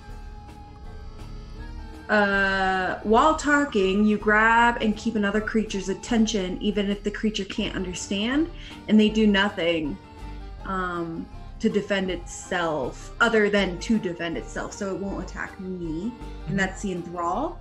And I'd like to drive around him. Sure thing. His blind eyes fixate on you before you start talking. But as soon as you start talking, he does nothing. He merely observes your passing, watching you with sightless eyes the whole time as you pass. Can I stop when I get next to him? Darling, can you point me in the direction of the treasure, please? Princess Posh. That's me. have invaded the wrong castle. I'm I just was told joking. this is a I'm just joking. You go straight up the stairs at the end of the corridor. Watch out for the trolls, dragons, ogres, goblins, leeches, and lepers. Oh, that's all. That's all I have to watch out for. If you get the chance to turn right, always turn right. Oh, okay. Thanks for the hint. That'll And, be uh, 1 gold piece. Oh no, I don't. I will have to see until I win all the gold, of course. Fortune telling for 1 gold piece is not bad, really, is it? How about 1 silver? No. 50 halfpennies. No. I'll give you your lucky numbers. My lucky number is number 1 because that's what I am, darling, and I'm gonna continue to go. And he sort of looks crestfallen as you leave. As you leave, you hear him, arms! Arms!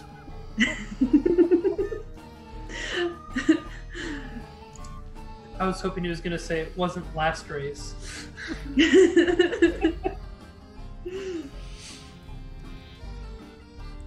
Next is Luther von Beethoven. Luther, could you please roll me another D100 as you speed away? Again, All right, then. there goes another timer. Don't worry about it. Not gonna worry about that. Yeah. That's a 9. A 9 is low on a D100, I am afraid. Combined with your previous roll, your car comes to a stop as you enter this next room. In this next room, as it slowly winds down as though out of fuel, you hear a... And it would seem you are the person who finds the many plagues, as this time you can see many, many insects on the ground. They look like locusts. They begin to swarm around your car, and you know that your insurance doesn't cover acts of gods, and they specifically quoted swarms of locusts as an act of god. 9. How will I get funding if my car is destroyed?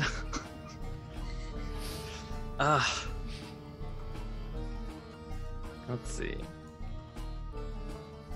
I guess I can try to... What can I even do? Can I blow them off? Phrasing. Oh, I know what I But can do. yes, you could try and blast them away. I will... so I can use that focus ability now, can't I? Because I have an experience? Yes, you can. Okay, I will try to do a 1d20 and try to entertain them. Somehow. I'm here for it. Yeah. I'm 100% here for it. I'm gonna say they're more like crickets and they have the, the chirping going on. So I'm just gonna try to tune into that. Oh! That's a 20! So for a moment, as you start playing, all of the locusts freeze. The chittering stops, and they all float up to around head level. As you play, they slowly begin to sway and chirp in time with the music. That's great.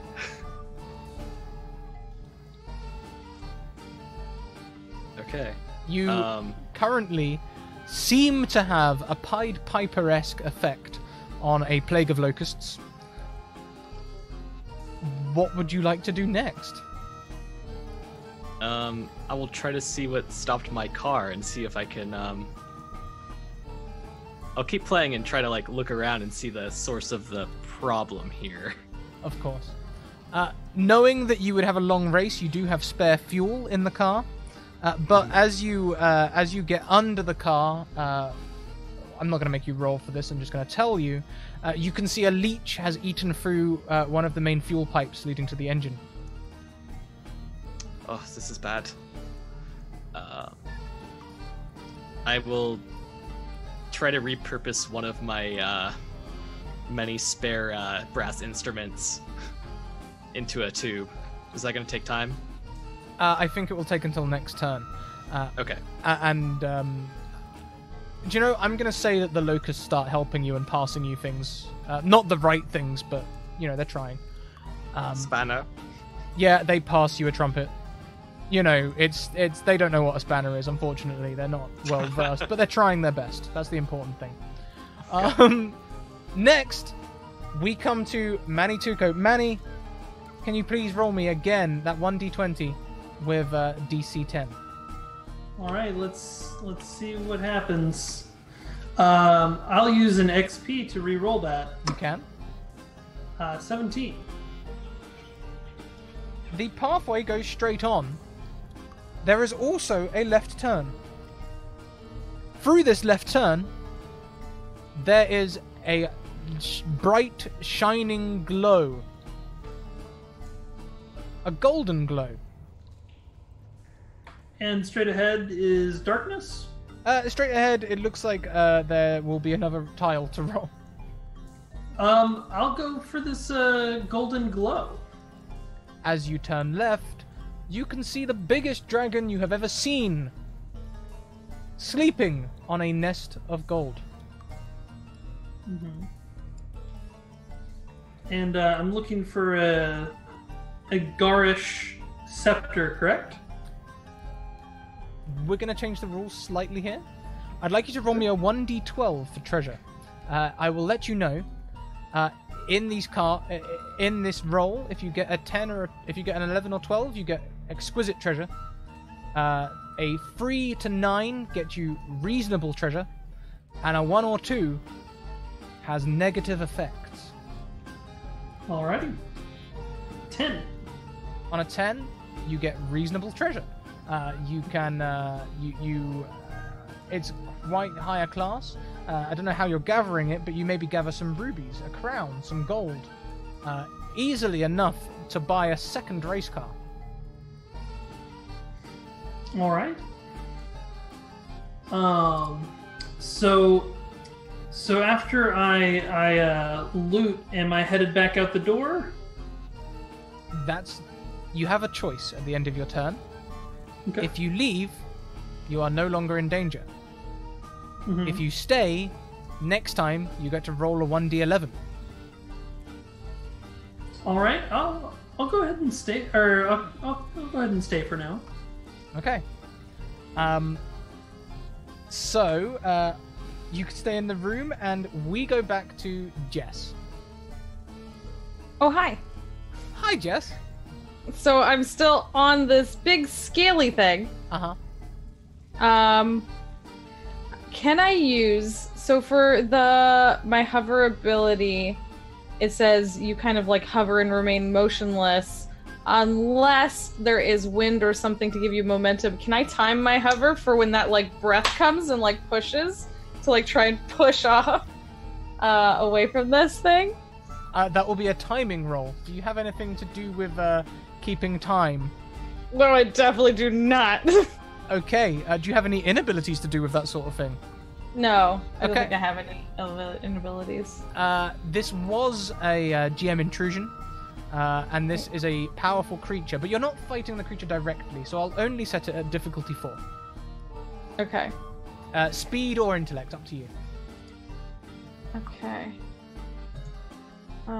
Difficulty 4. Use. Can I reroll? Yes, you can reroll. Okay, let's try it again.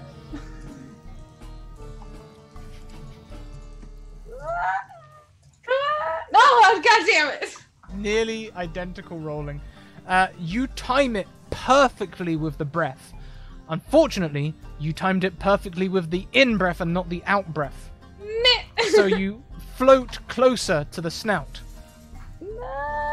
And as you land on the creature's snout, your bumper sort of rests on its lip, and its tongue starts to worry your car a bit. it's so gross. Oh my god, it's such bad breath. And you can smell the halotite. It smells like they've eaten rotten pork for a long time. So bad. But you do try to remember that humans only don't taste like pork. Do taste like pork? What is that thing you've heard that humans taste like pork, smell like pork, something like that? I have no idea. Chicken. Chicken as well. Why not? Chicken tastes like everything. I imagine to a dragon, it's all good. What does a dragon eat? Whatever it wants. Yeah, anything it wants, it's a dragon. The largest of trash pandas. Well, I think that that is where we will leave your go this time, Hannah. Better luck next time. Doomed. Kylie, it's Princess Posh's turn. Would you please roll me another D100? Oh, certainly.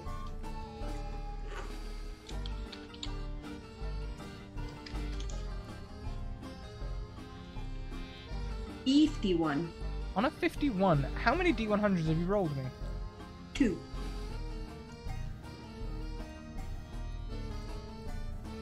You can see a rope dangling from the ceiling. It seems to be attached crudely to a wooden plank across a cavern above. This could be a way back up. The wizard said to go up, right? They did say to go up, yes. I'm gonna pull on it. It seems strong. You're going to have to set up some sort of winch system, though, if you want to take your car with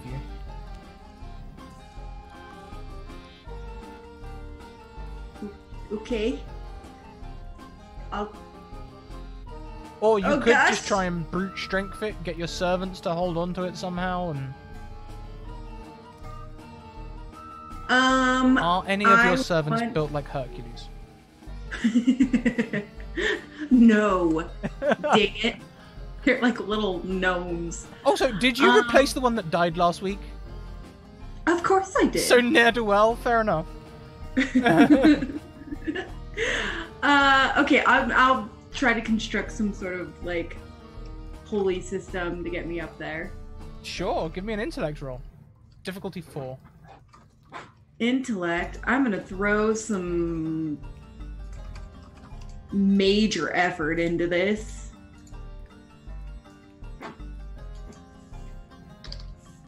Okay, so 9 beats difficulty 3. Oh, you've put loads of effort into that. You reduced it to 0. You create a perfect winch. As you are winching, you can get up towards the this board above. Would you like a GM intrusion? Yes. You don't always have to say yes. Yes. The board breaks. Wait, can I use a player intrusion? Depends what the player intrusion is. If it directly opposes the GM intrusion, no. Can the board fall like a ladder? I mean, sure. You now have a 10-foot ladder and a 60-foot hole. I'll winch myself back. Oh wait, I can't winch myself back up. I'm gonna. Is there more hallway? You can carry on past the rope if you wish. Because the rope's not on the ceiling anymore, is it? No, you now have the rope. I now have a rope and a gnome. If I throw the gnome with the rope, maybe he can hold on to the ceiling.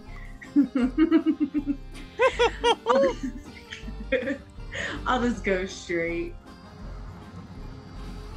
Just going straight. Yep. Okay, fantastic. Thank you. So do keep further track of how many D100s you have rolled for us. Okay. Next is Lufa. Lufa von Beethoven. Lufa the locusts are helping you repair your car. I am going to say, based on your previous nat 20, that I'm going to give this to you as a free action. You already spent your turn doing it, so that will work just fine. You may also take a recovery roll as part of that action. You can roll a d6 plus 1 and add that to your might pool. Not going over your original amount. Or any pool, actually, to be fair. Have I taken anything so far? I don't know. I think If you've used abilities or used effort, then you should have reduced them. Okay. I haven't used effort, but I have used a couple of perception abilities, so I'll restore those. That's 1d6, right? Yes, indeed. Okay, 3 points. Yeah, 4 points. It was 1d6 plus 1, sorry. Okay. So yeah, you can put those points back wherever they came from. Your car is now prepared. The locusts sit on the back seat for as long as you play. Right. Then I will keep. I guess I'm not really sure what I'm playing. Let's say it's a violin, which makes it pretty hard to keep steering. But Chose a two-handed. Okay, yeah. elbows on the wheel. Yeah.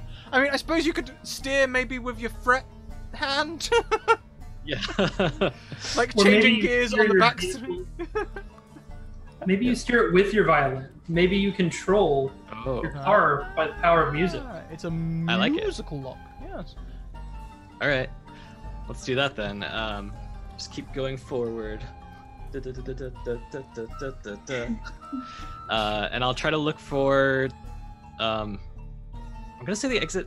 I guess I don't really know what I'm looking for anymore. Let's just try to find the center Yeah. based on like what I know of. But that's not gonna help. Originally you were, yeah. Can you roll me another D100, please? All right then.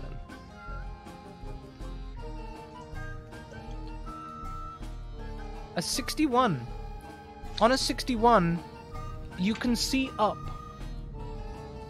There's no it continues straight. There is a hole that goes up. There's no cavern or pathway you can see. It seems like this is a tall skylight. And you can see an evening sun in the sky. No, we're not going to make it out. Okay. I guess there's not much I can do, so I'll just keep looking for that scepter. Am I even looking for the scepter at this point? Well, they did say if you didn't get out before the sun sets, then... Where are we traveling from? So... Yeah. Up to you at this point. Up to you. Can't really go back the way I came, so Well, I'll try to... I mean, it depends what abilities you have. Maybe you can. Alright, That is a skylight, though, so if you'd like to abandon your vehicle, you could try a succession of might tests to try and climb out, though you would have to keep playing the violin to keep the locusts happy. that's true, but I could also use them, if there's enough of them, to lift myself out without the car. Perhaps? Maybe. I think either way it would be free rolls. We could decide what the rolls are as we go, but there'd definitely be free rolls to get all the way up. That's true. One per floor and then one to get out, you know. Yeah.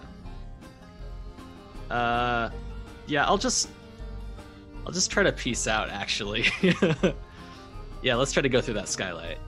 See if there's another thing to look at. Abandoning the vehicle, getting the locusts to swarm underneath you. Please make me another. What was it we did before? Was it an intellect roll to try and persuade them? I believe it was, wasn't it?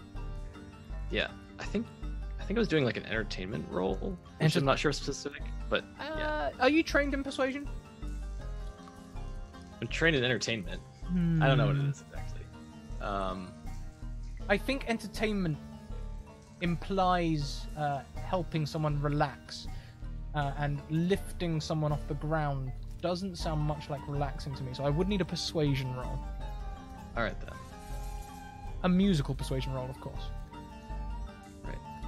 Doesn't look like I'm trained in that. Alright. That'd be difficulty 4.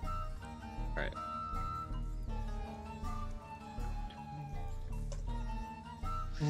You do have an Not XP. looking like You could reroll. Okay. Yeah, let's try that. Reroll. Hey, a 15. That beats difficulty 5. So the locusts swarm underneath you, almost creating a cartoonish chaise-longue sofa for you to ascend on whilst you play your violin, and you ascend one story towards that escaping heavenly light. Thank you so much. Manny Tuco. The dragon sleeps. There are 11 cards left to draw in this room. The dragon sleeps, and I loot. 1d1 11, please. 11. Ooh, on the 11, you find the golden scepter. Down the hilt is whoever holds this scepter shall be king of the realm. By natural birthright, chosen by God, sword in the stone style, prophecy words all the way down it. It does not look in any way gaudy. It's quite tasteful, very golden with a ruby at the top. All right. In that case, I'm going to go ahead and get on out of here. Fantastic. But I'd like to leave a surprise for the next person that enters this room. Sure thing. Okay, so I want to reflavor one of my Sonic grenades to be a jukebox that'll play some tunes when another car enters the room. I love that. Mm-hmm. I love that. So, what kind of roll would that be? Give me an intellect roll. And of course, I have to offer, would you like a GM intrusion? I'm going to say no this time. Yeah, that's sensible. Mm-hmm. Obligatory Alright. offer, you know, some people are XP hungry. I gotcha. So I am using a consumable asset here, so I'm assuming I'll get a extra +1 there or something. Yes, indeed. Alrighty. So was difficulty 4, now difficulty 3. You pass, and you leave this trap. You may exit. Outside, you can see the pathway. One way which goes left and one way which goes right. Okay, so I came in here by turning left, so I'll go right. Indeed you can. And we'll pick up your turn next time. Alrighty. Hannah! As your car is tongued by a dragon, Delicious. what would you like to do? So I still have XP. So does a player intrusion mean that I can like declare what happens? Essentially, you can do things. What character type are you? I'm a doomed adept who controls gravity. Okay, so adepts can do things like make things malfunction. They can have a glimmer of hope. Something that would be like clairvoyance, something that would show them the way to get out of their situation that they are currently in. Or perhaps make something, a magical item that is broken, work temporarily in a way which is advantageous to them.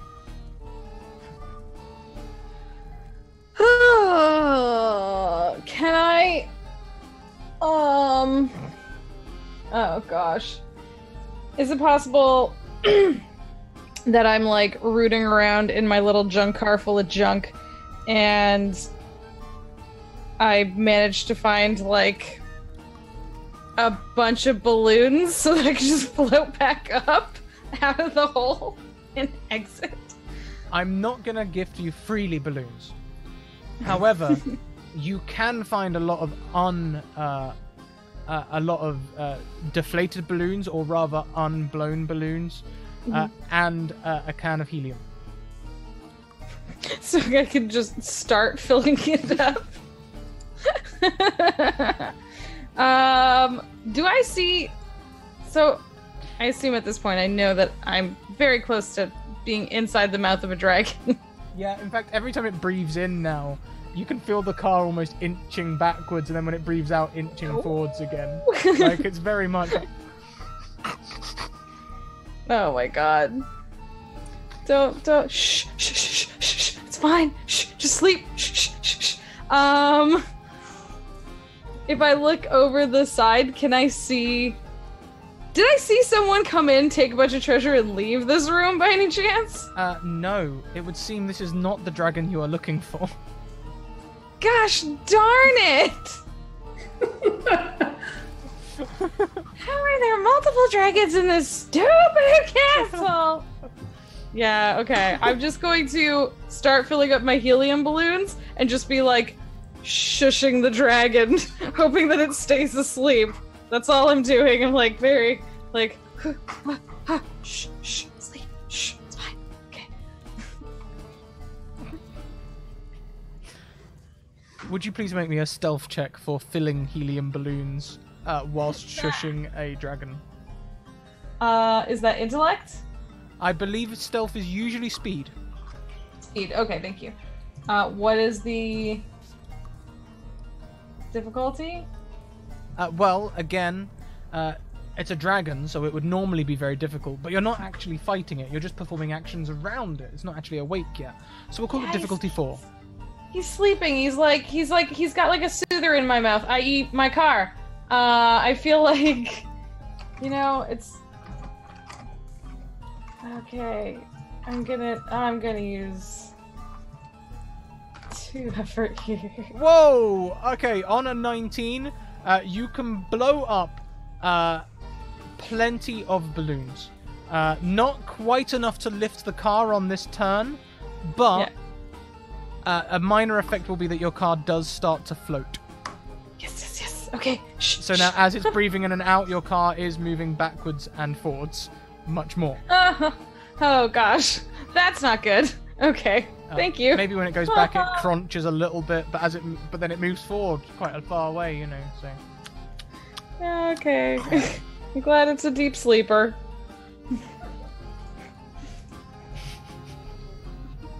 Next, Princess Posh. Okay, I'm a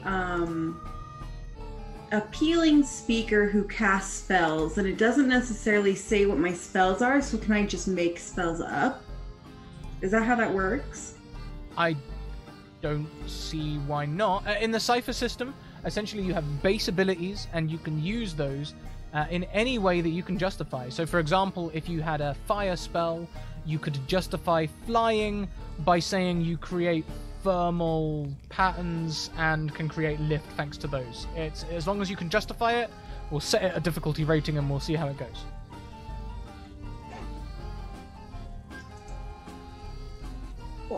I want to do free, some sort of spell. I'm trying to think this through. I want to do some sort of spell that's detect. Well, the staff. Some sort of divination spell, perhaps, to see its current location? Yes, that's what I want to do. Sure thing. How much do these actions usually cost you? How do I know? Usually the actions will say next to it, costs 2 int or something like that. It looks like it's typically 2 intellect points. Okay, cool. And do you have an edge in intellect? Yes. Then yes, it will cost you your action, but you can decrease your intellect pool by 1, and I will tell you where the rod is. Okay. Excuse me, hiccups. That's what I want to do. So as you do this, you immediately see a slightly caricatured face of Manny Tuco maniacally doing something. That's what you see. That Manny.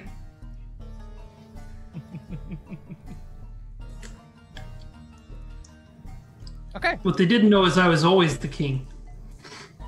God.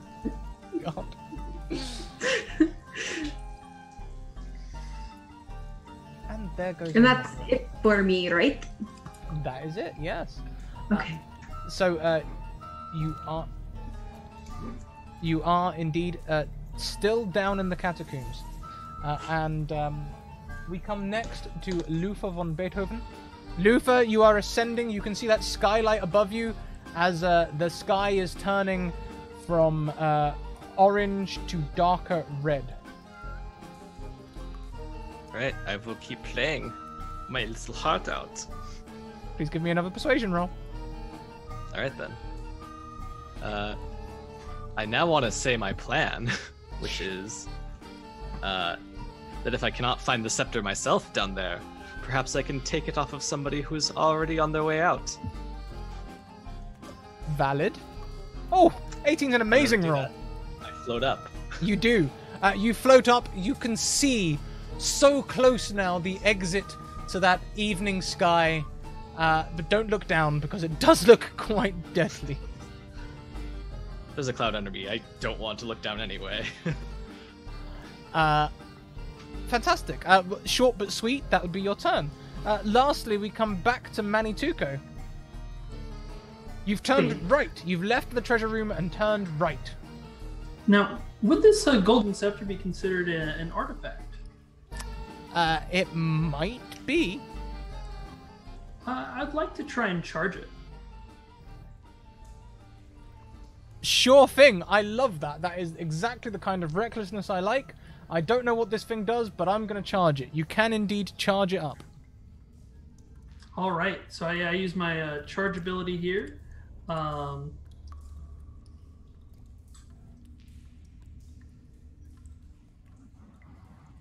So it's going to be 1 intellect plus 1 point per level of the device, whatever that means. Yes, indeed. Please drop your intellect pool by 12. All right, my intellect is at 0. Okay. Poof. If you like, you can take an immediate action to take a recovery roll. Sure, I'll do that. 1d6 And that's plus a D6, correct? D6 plus plus 1, what? yes. Okay, plus 1. All right, so 1d6 plus 1. So I'll immediately put 6 intellect back in. Mm-hmm. And you have a high... You can tell this is a very powerful artifact charged in your vehicle. Do you do this instead of making your way out? I guess you do. I suppose so. You can see red light now coming through the skylight, which was in the corridor to your right. Mm-hmm. Sun's getting Gotcha. real low, big guy. I'll be heading out soon. Let's go back round. Hannah Cobblepot, you have got your car to float. You still have some helium left. You still have some balloons left. What would you like to do? I would like to... Would I be able to investigate as I'm floating up to see if there is any exit within reach, or is that not? Well, as you look up, you do recognize the remnants of the rope bridge a little way up in the distance. It would seem that you are right by the entrance from which you came into the pyramid. Because I did not go far at all. Literally did not move at all. Can I speed my ascension up to try and get to the door faster? Well, you're not actually ascending yet, but you could create more balloons to ascend. Okay, then I guess I will do that, please. I'll have a stealth roll, please. Okay. 4 still? Yes, indeed. I have 1 reroll left, I think. Can I use it? Do you? Well, you intruded on me twice. I did. You can reroll. Good counting. Better than 9.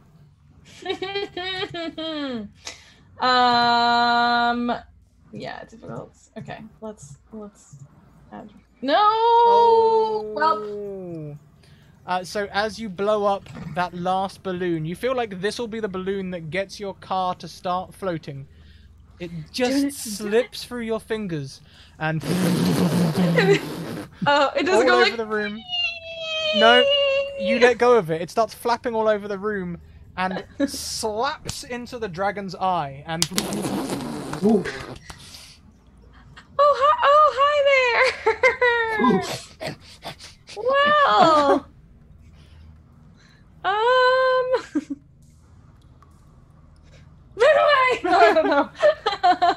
car is currently floating. It's floating very slowly. You could do speed rolls to do more balloons, but it seems as though the dragon is waking up. That's not ideal. Yep. Okay. Cool. Cool. Why don't you make me a speed defense reaction? Okay. And I do have that ability with speed. So let's see. Speed defense. Difficulty 4. Uh-huh. And nope. So as you try to get away, you put a couple more balloons on the thing really quick. Now no longer trying to be stealthy. The dragon yawns as it wakes up. And as it breathes in deeply, your car is sucked into its maw. What? Doomed! At least I was right! Next, let's go to Princess Posh. So I'm going straight in a hallway, right? But I have no idea where I'm at. You are currently underground somewhere. It's very dark. You haven't got any indication of what time it is. Or an exit. Or an exit. What do I want to do? I want to... Can I drive back to the wizard? Sure thing. Wizard, could you like bamf me out of here maybe? I'll give you a gold. I'll give you a gold, she says. Could please do some divine magical spell for a mere gold after I scorned your offer so shortly ago. Please make me a persuasion roll. How do I do that? Do you have persuasion as a skill? No. Then it will be a normal intellect roll. Difficulty 3, I think this character was. Oh, yeah. I suppose I could do it for you. However, you must first of all take me with you. And when you ascend to the throne, I must be your advisor. With a salary! Well, I could always use more servants, so of course you could come with me. Having agreed to his request, he snaps his fingers, and he is sitting in the car with you. He snaps his fingers again, and the car sits right by the exit from whence you came in. You can see the door already beginning to come down as the sun is setting. Oh, I suppose we should maybe make our way out of here, even though we didn't get the gold. Indeed we should. Although they haven't returned the treasure yet. And with that, we go over to Luther von Beethoven. Luther, one more persuasion roll, and you are home free of the pyramid. Okay. Here's my question: how much effort can I spend in one turn? As much as you like. Okay. Let's try to. What's it? A 4? Take this down to a 2. A 4 would take that down to a 2, so the first level would cost you 3 points, the next 2, the next 2, the next 2, so that would be 10 points from your intellect pool. 10 points. -1 edge? Oh, so that would mean 9 points then. Okay. Perfect. Does that add up? No, it doesn't. It should have been 9 points and 8 points, so now it's 8 points, sorry. Okay. Let's roll. Come on, big money. Big money, big money. Oh, yeah, you're clear. The locusts, No money. with that amount of effort as well, the locusts appreciate the extra effort you put into the final symphony. They not only take you out of the pyramid, they brave the evening air long enough to place you in the sand, carless, but free of the castle. So that was my nightmare. Next, I slow down. yeah, they go back into the tomb. They know where they belong. Next is Manny Tuco. Okay. Do I have any idea what the scepter does by charging it, or I'm no idea? I love the recklessness of not knowing, but if you want to use it, I'll say you can figure out how to activate it. I try and activate it. As you activate it,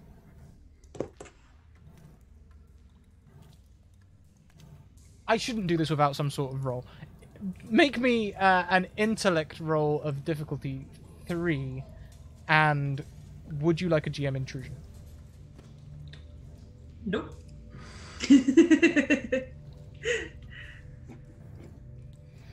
And I'll go ahead and expend some effort here.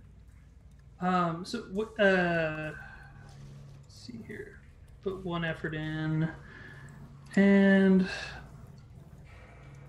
I'm going to use my XP to reroll. You can indeed. Difficulty 3 with an effort of 1. Success!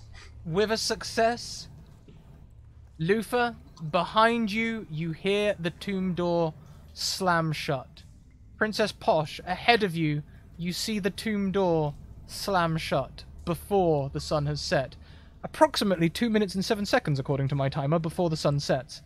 Hannah, you don't hear a thing, but above you, you maybe hear something that sounds a bit like a tomb door closing suddenly. Manny, the archway in front of you shimmers for just a second, and as you hear a dragon stirring, the desert opens up through the next archway. I drive real fast.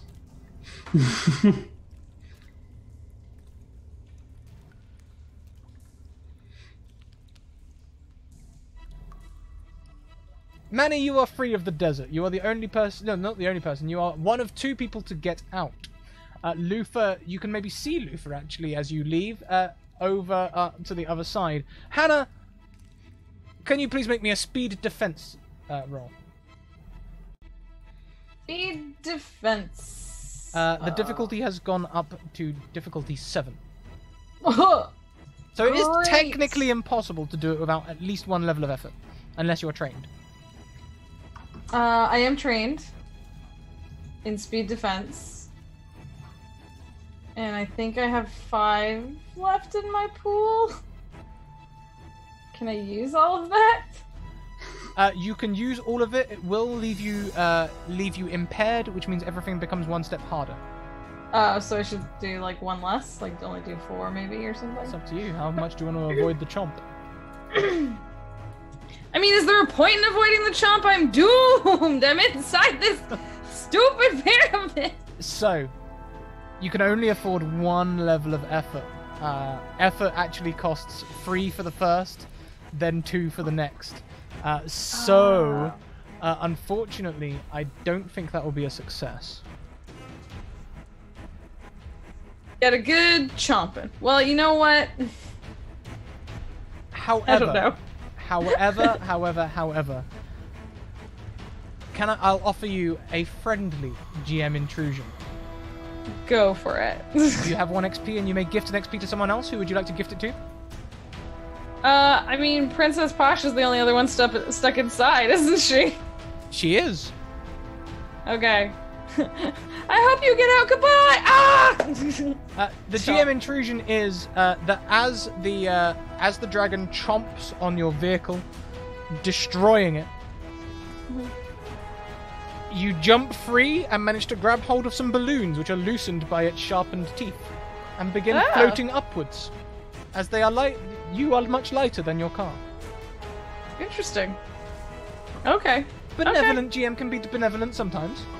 I suppose. It's always a trap. And a couple pot blasting up again! Well, unfortunately the door's closed, but yep, we'll see how that goes next turn.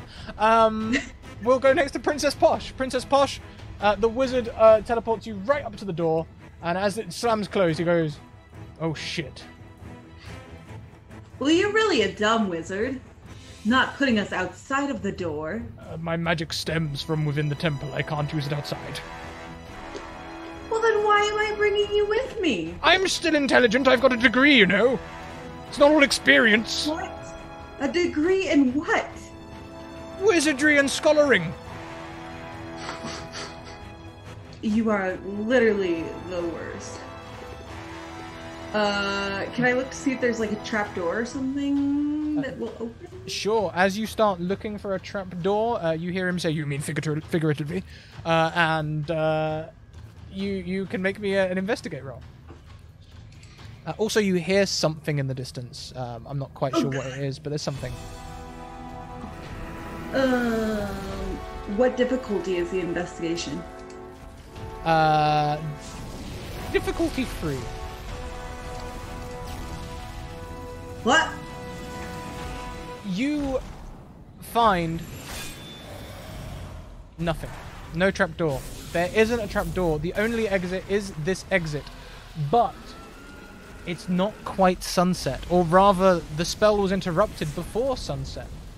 And after a moment of investigation, he sort of goes, "Well, I suppose, since my magic is still valid in here, I can tell you that it's not magically sealed anymore." So then start digging at it. Open it. I'm old and frail. You dig. Servants! Ah, yes, that's a very good idea. I say, I think I've got a bit of wine somewhere in my hat. Would you like to have some whilst they dig? Oh, certainly. Make my little nose dig us out. It's not. I'm out of my special reserve. This is just a Pinot Noir, but it'll have to do for now. He's not a wizard, he's a sorcerer. Next, we come to Luther von Beethoven. Luther, you see Manny drive out of a middle section of wall and start speeding through the desert. Can't reach him, can I? I'm afraid without a vehicle, you are unable to reach him. There's no entrances back into the temple, is there? Guess I'll start hoofing it. Just start running? Yeah. Well, hell, why Maybe I'll not? crash and I'll pick up the scepter. Do you have any training in running? I assume no. Fantastic. Give us a straight run then. I mean, a Alright. speed roll. I think if you beat, let's. Okay, the difficulty. It's going to be technically impossible. Technically impossible for a man running to grab hold of a sports car at speed. So we'll make that difficulty 9. All right.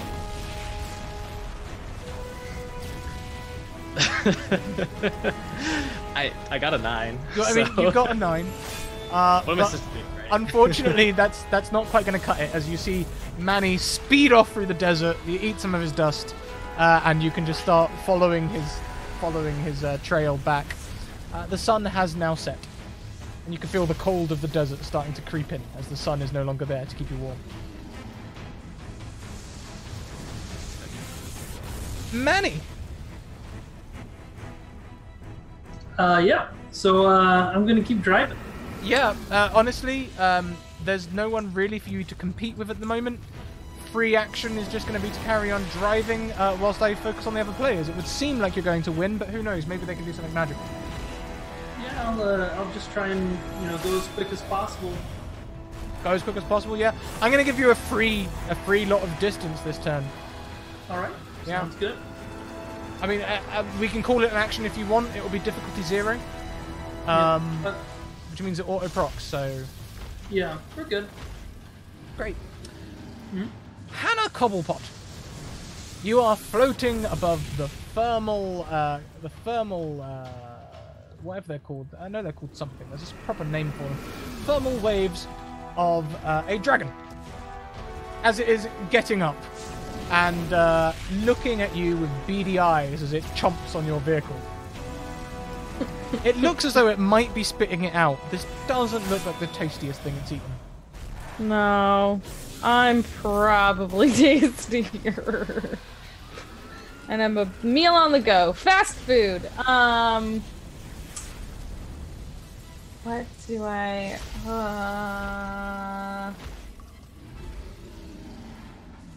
Is there... The only thing I have that I haven't used yet is I have an ability called Shatter. So did it already spit out the car? Or can I point to the car and shatter it while it's still in its mouth? Because apparently I can do damage that way. Yeah, you can totally do that. It says the object explodes in the immediate radius, dealing 1 point of damage to all creatures. It's 1 point. I'm just trying to distract it, and I'm trying to get away. That's all. Just buying myself some time. By all means, why don't you roll me an intellect roll just to see how this goes? Yep. Do it.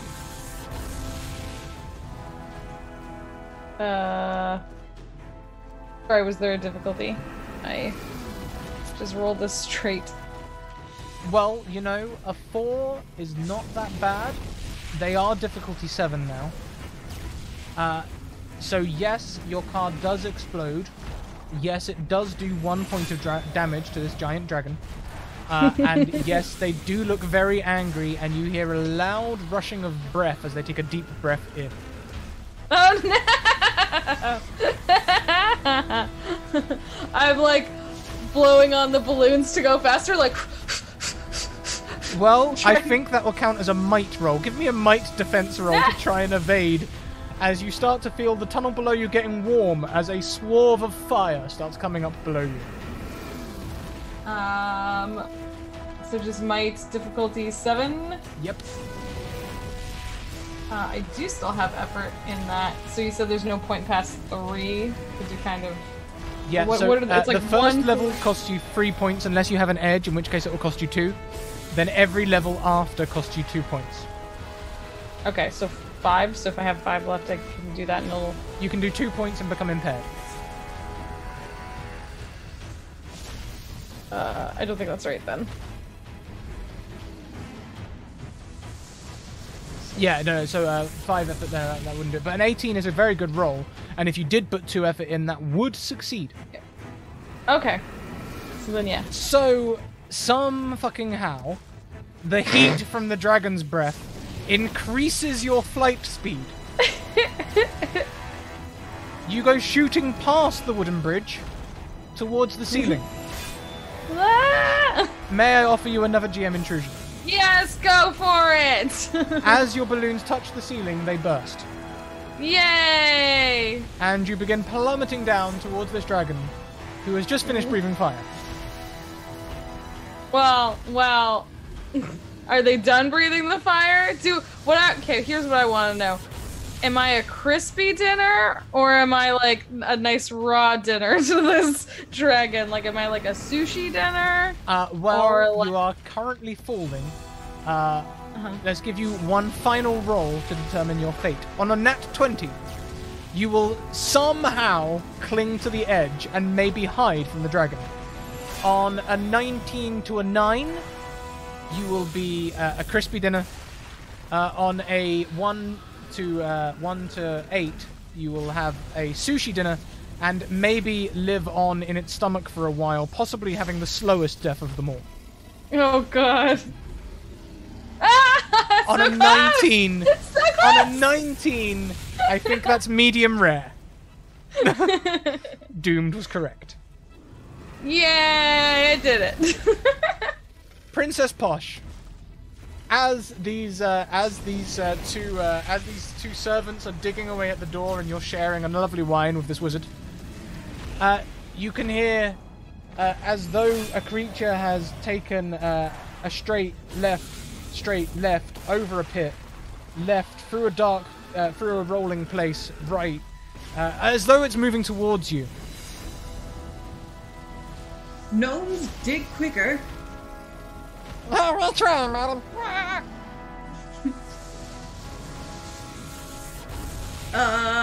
Wizard, do something. I'll give them giant strength. There you go. And Okay. this little gnome is going to try and lift the door. Being an extension of yourself, I'm going to give you efficiency in strength. Make me a strength roll. You can add 6 to the dice roll. So essentially you can have 2 free levels of effort. Okay. It's difficulty 6, by the way. Okay. Oh, can I re-roll? I'd like to You re-roll. do have a reroll. Yes, you may reroll. Difficulty 6, so then it was 4, right? Or no, 6. Difficulty 6, yes, but you get 2 free levels of effort. Is that right? Did I roll that right? That is a nat 20. On a nat 20, the small gnome says, by the power of Wizard Skull! His muscles bulge for a second, and he lifts this door his whole height of 3 feet, and beckons for you to come closer so that he may stand on the bonnet. Sorry, I'm speaking English. The front of the car. The hood. The hood, thank you. I'm just going to leave the car, race underneath in like Indiana Jones style, race underneath the door.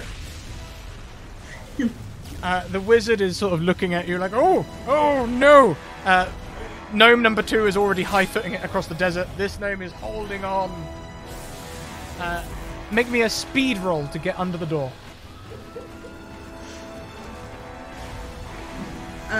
Difficulty? We'll make it nice and easy since your gnome is holding it for you. We'll make it his height, difficulty 3. Okay. You roll under the door, just as you look back in the Indiana Jones style, but realize you weren't wearing a hat. You see a red dragon's head peer around the corner. You see it breathe in. And as you dodge to the side, you see the wizard and the gnome get consumed by flame. As is your vehicle. Well, there's 2 more servants down. And the the door slams shut.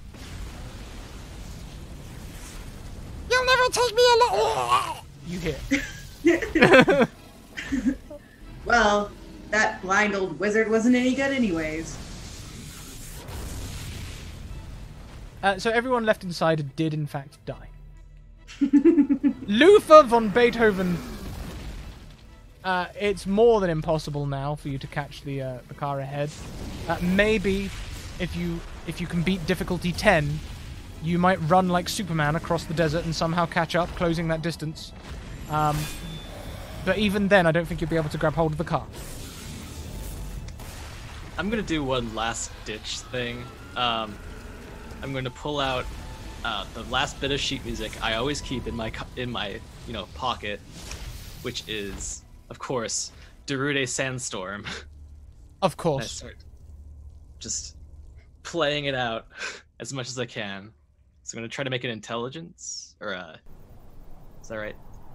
Sure thing. I love this, in fact. Yes. With maximal effort, which I think I'm down to 7, so I guess that's about 2. 2 if you don't want to be impaired. Do you have an edge? Yeah, I do. 3 then, without becoming impaired, as that will cost you 6 points. Okay then. Let's do this. Roll d20. Whoa!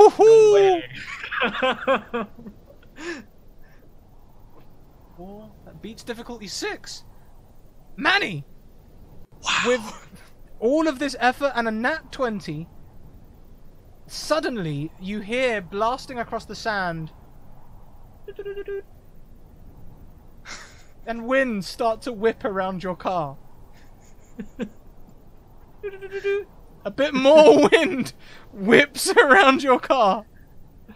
And as the track goes into full effect, you are now obscured. You are blinded by a sandstorm. This will make all of your rolls harder. Blinded by the light. So, all of my rolls are now harder. All of your rolls are now...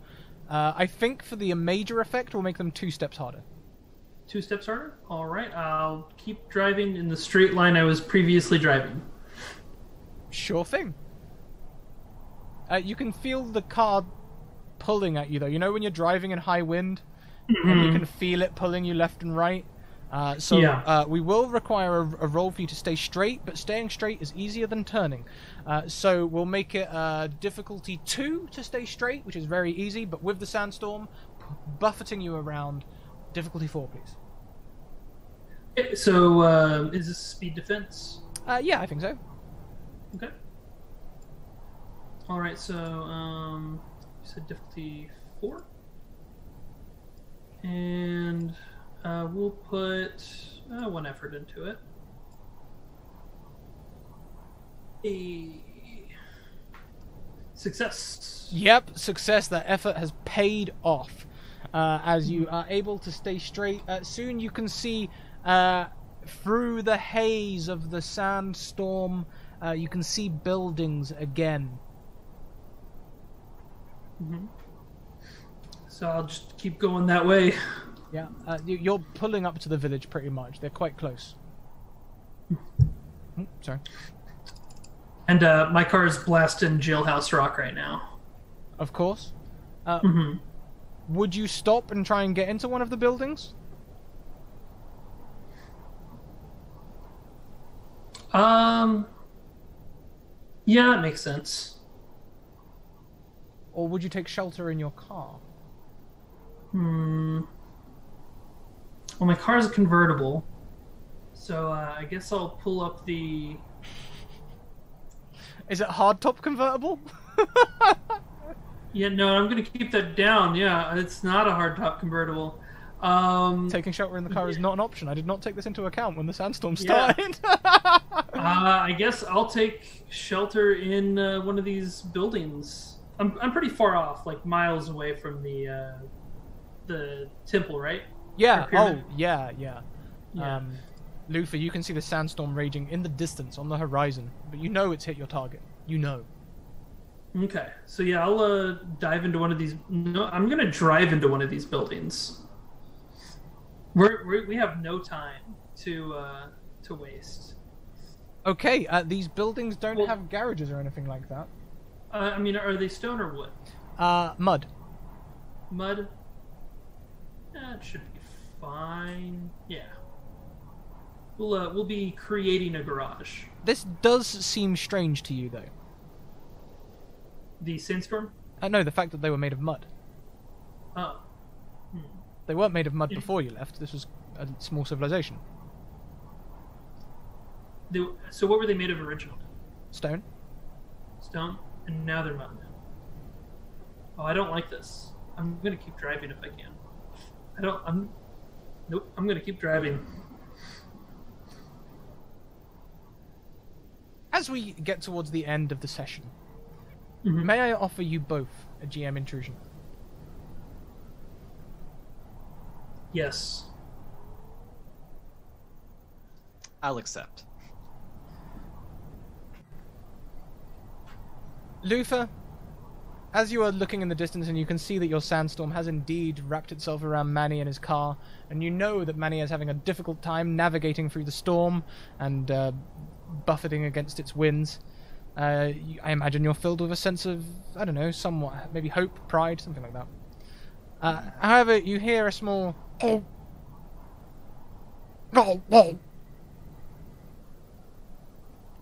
And you see a feathered lizard to your left.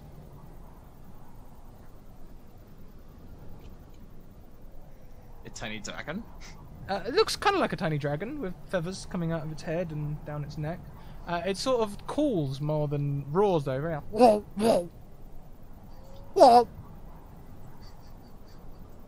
I do not like this. Behind it, you can see a forest, which you're very sure wasn't there before.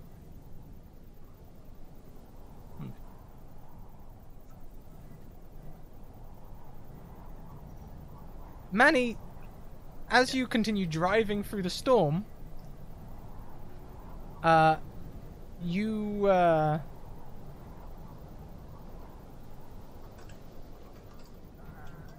can see in the distance a stampede of animals. These are horned animals with spiked backs that go all the way down. Except not all of them. Amidst the stampede are some long-necked lizards And it would seem they are running from a forest, which you also don't remember being around. Emerging from this forest is a reasonably large dinosaur, much heavier set. If you've been to the if you've been to any of the recursions where you might find a T-Rex, you would recognize it. Otherwise, it's just a heavy-set dragon to you, chasing these creatures. Can I use my staff? You can. I'm gonna try and use it to go back to my time. Why don't you give me an intellect roll of difficulty 4? Difficulty 4 already. So let's see here. D4. All right. I'll put in 1 effort. And I'm going to use an XP to reroll that. No scrap. No. Come on, double 1. It's happened before. I've got another one. It's okay. Success. That is a success. With that success, you are able to work out how the time function of this staff works. And you read the last of the inscription, which says, King for all time.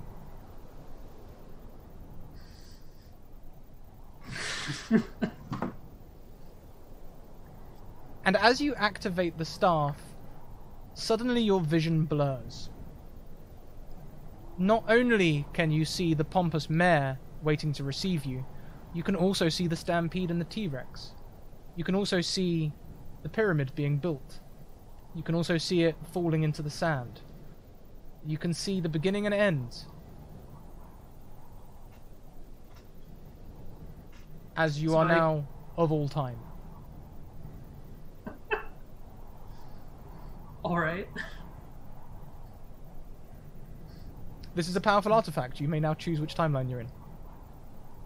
I'll go ahead and head to the present, where the pompous fellow is.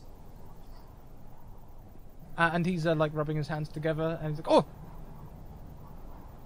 ah, that was his voice. No, that's not quite his voice. I can't quite remember. It's something up there. Something up there. Yes, something like that. Ah, you have returned. And where did you come from? Can I also use the rod to go ahead and retrieve the other racers and bring them here as well? From right before their demise or wherever they're stranded.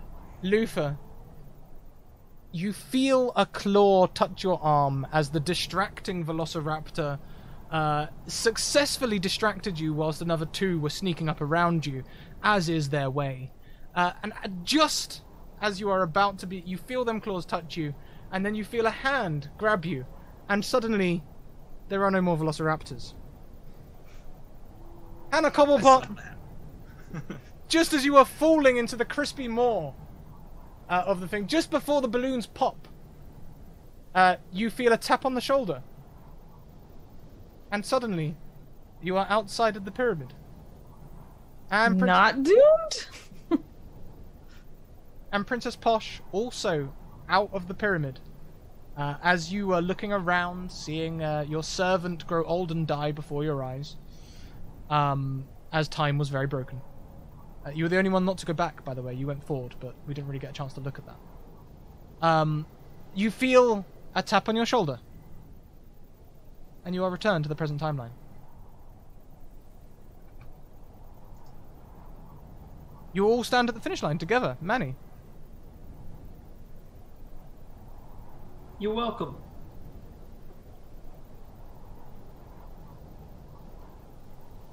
Do you expect me to say thank you?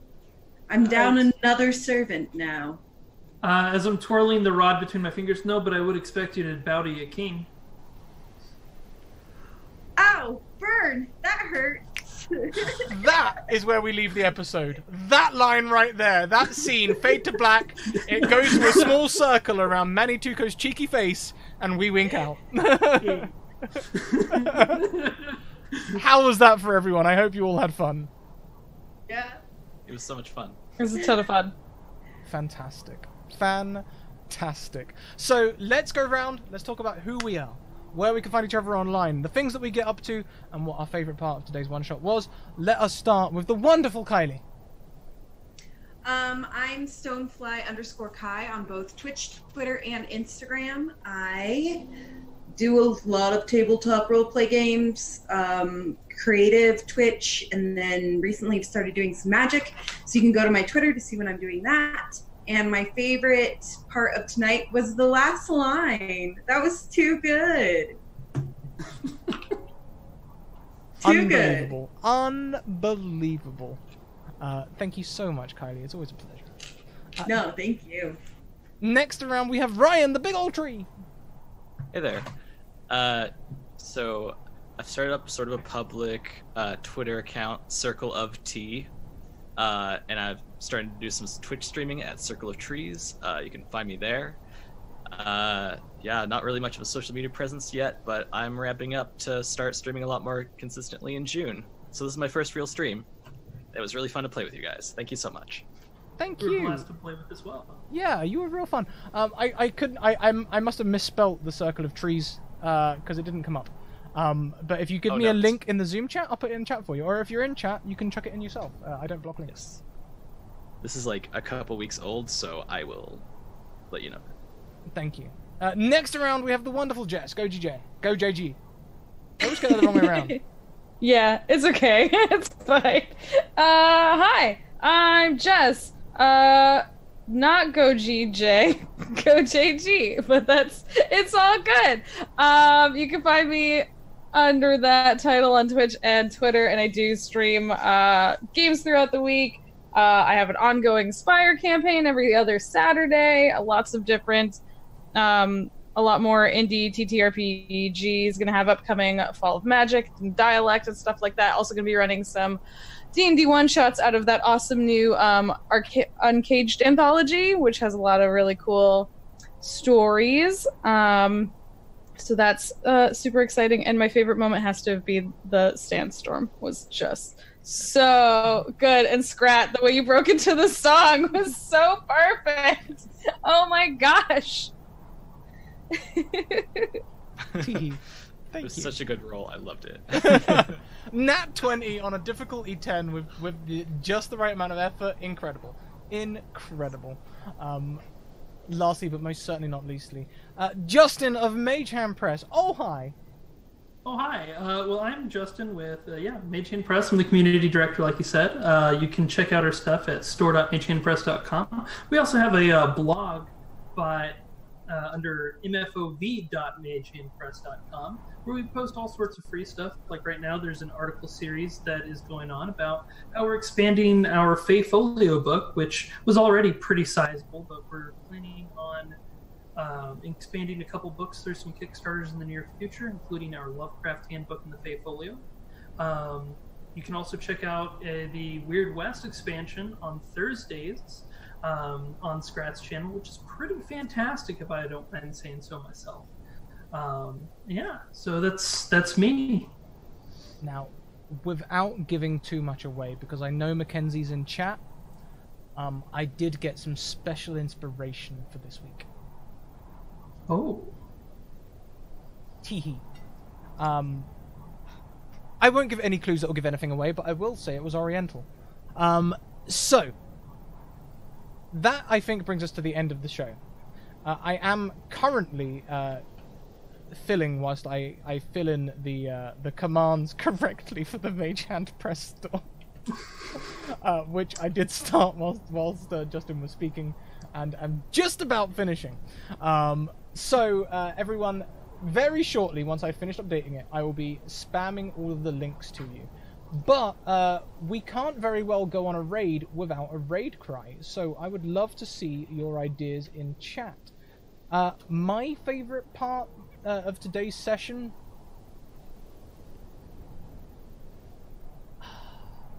Just every GM intrusion. I know it's selfish, but I love a good GM intrusion. It's great, you know. There we go. So let's see, what have we got from? No, but I would expect you to bow to your king. I've only just seen the Mackenzie rage as well, which is fantastic. So let's send out the closing links. Everyone, please check out these links. There's places you can find us, social links, places you can go to support us, sponsor information, including Mage Hand Press and Bird in the Storm Publishing. Both of them you can find, both to whom we are very grateful for all the things that they do to make this possible.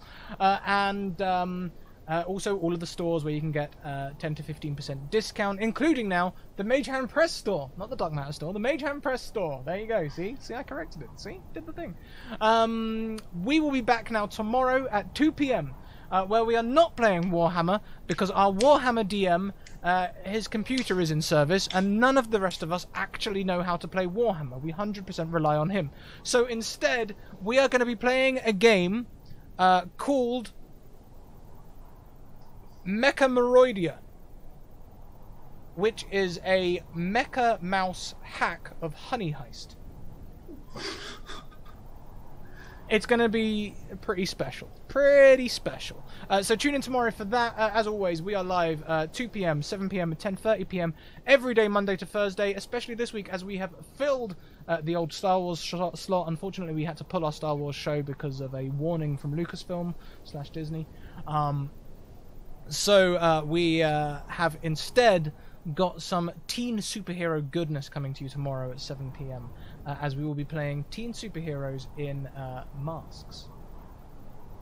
Everyone, we're going to go on a raid. I look forward to seeing you in chat. I'm not sure where we're going to go yet because I spent all of the time that I would normally spend finding a place to raid, correcting the commands. But we're going to go on a raid. I'll do that as the video fades out. Until next time, keep on evoking emotions. Big love to all of you, and I will see you later on. Bye, everyone. Keep on evoking emotions. Bye.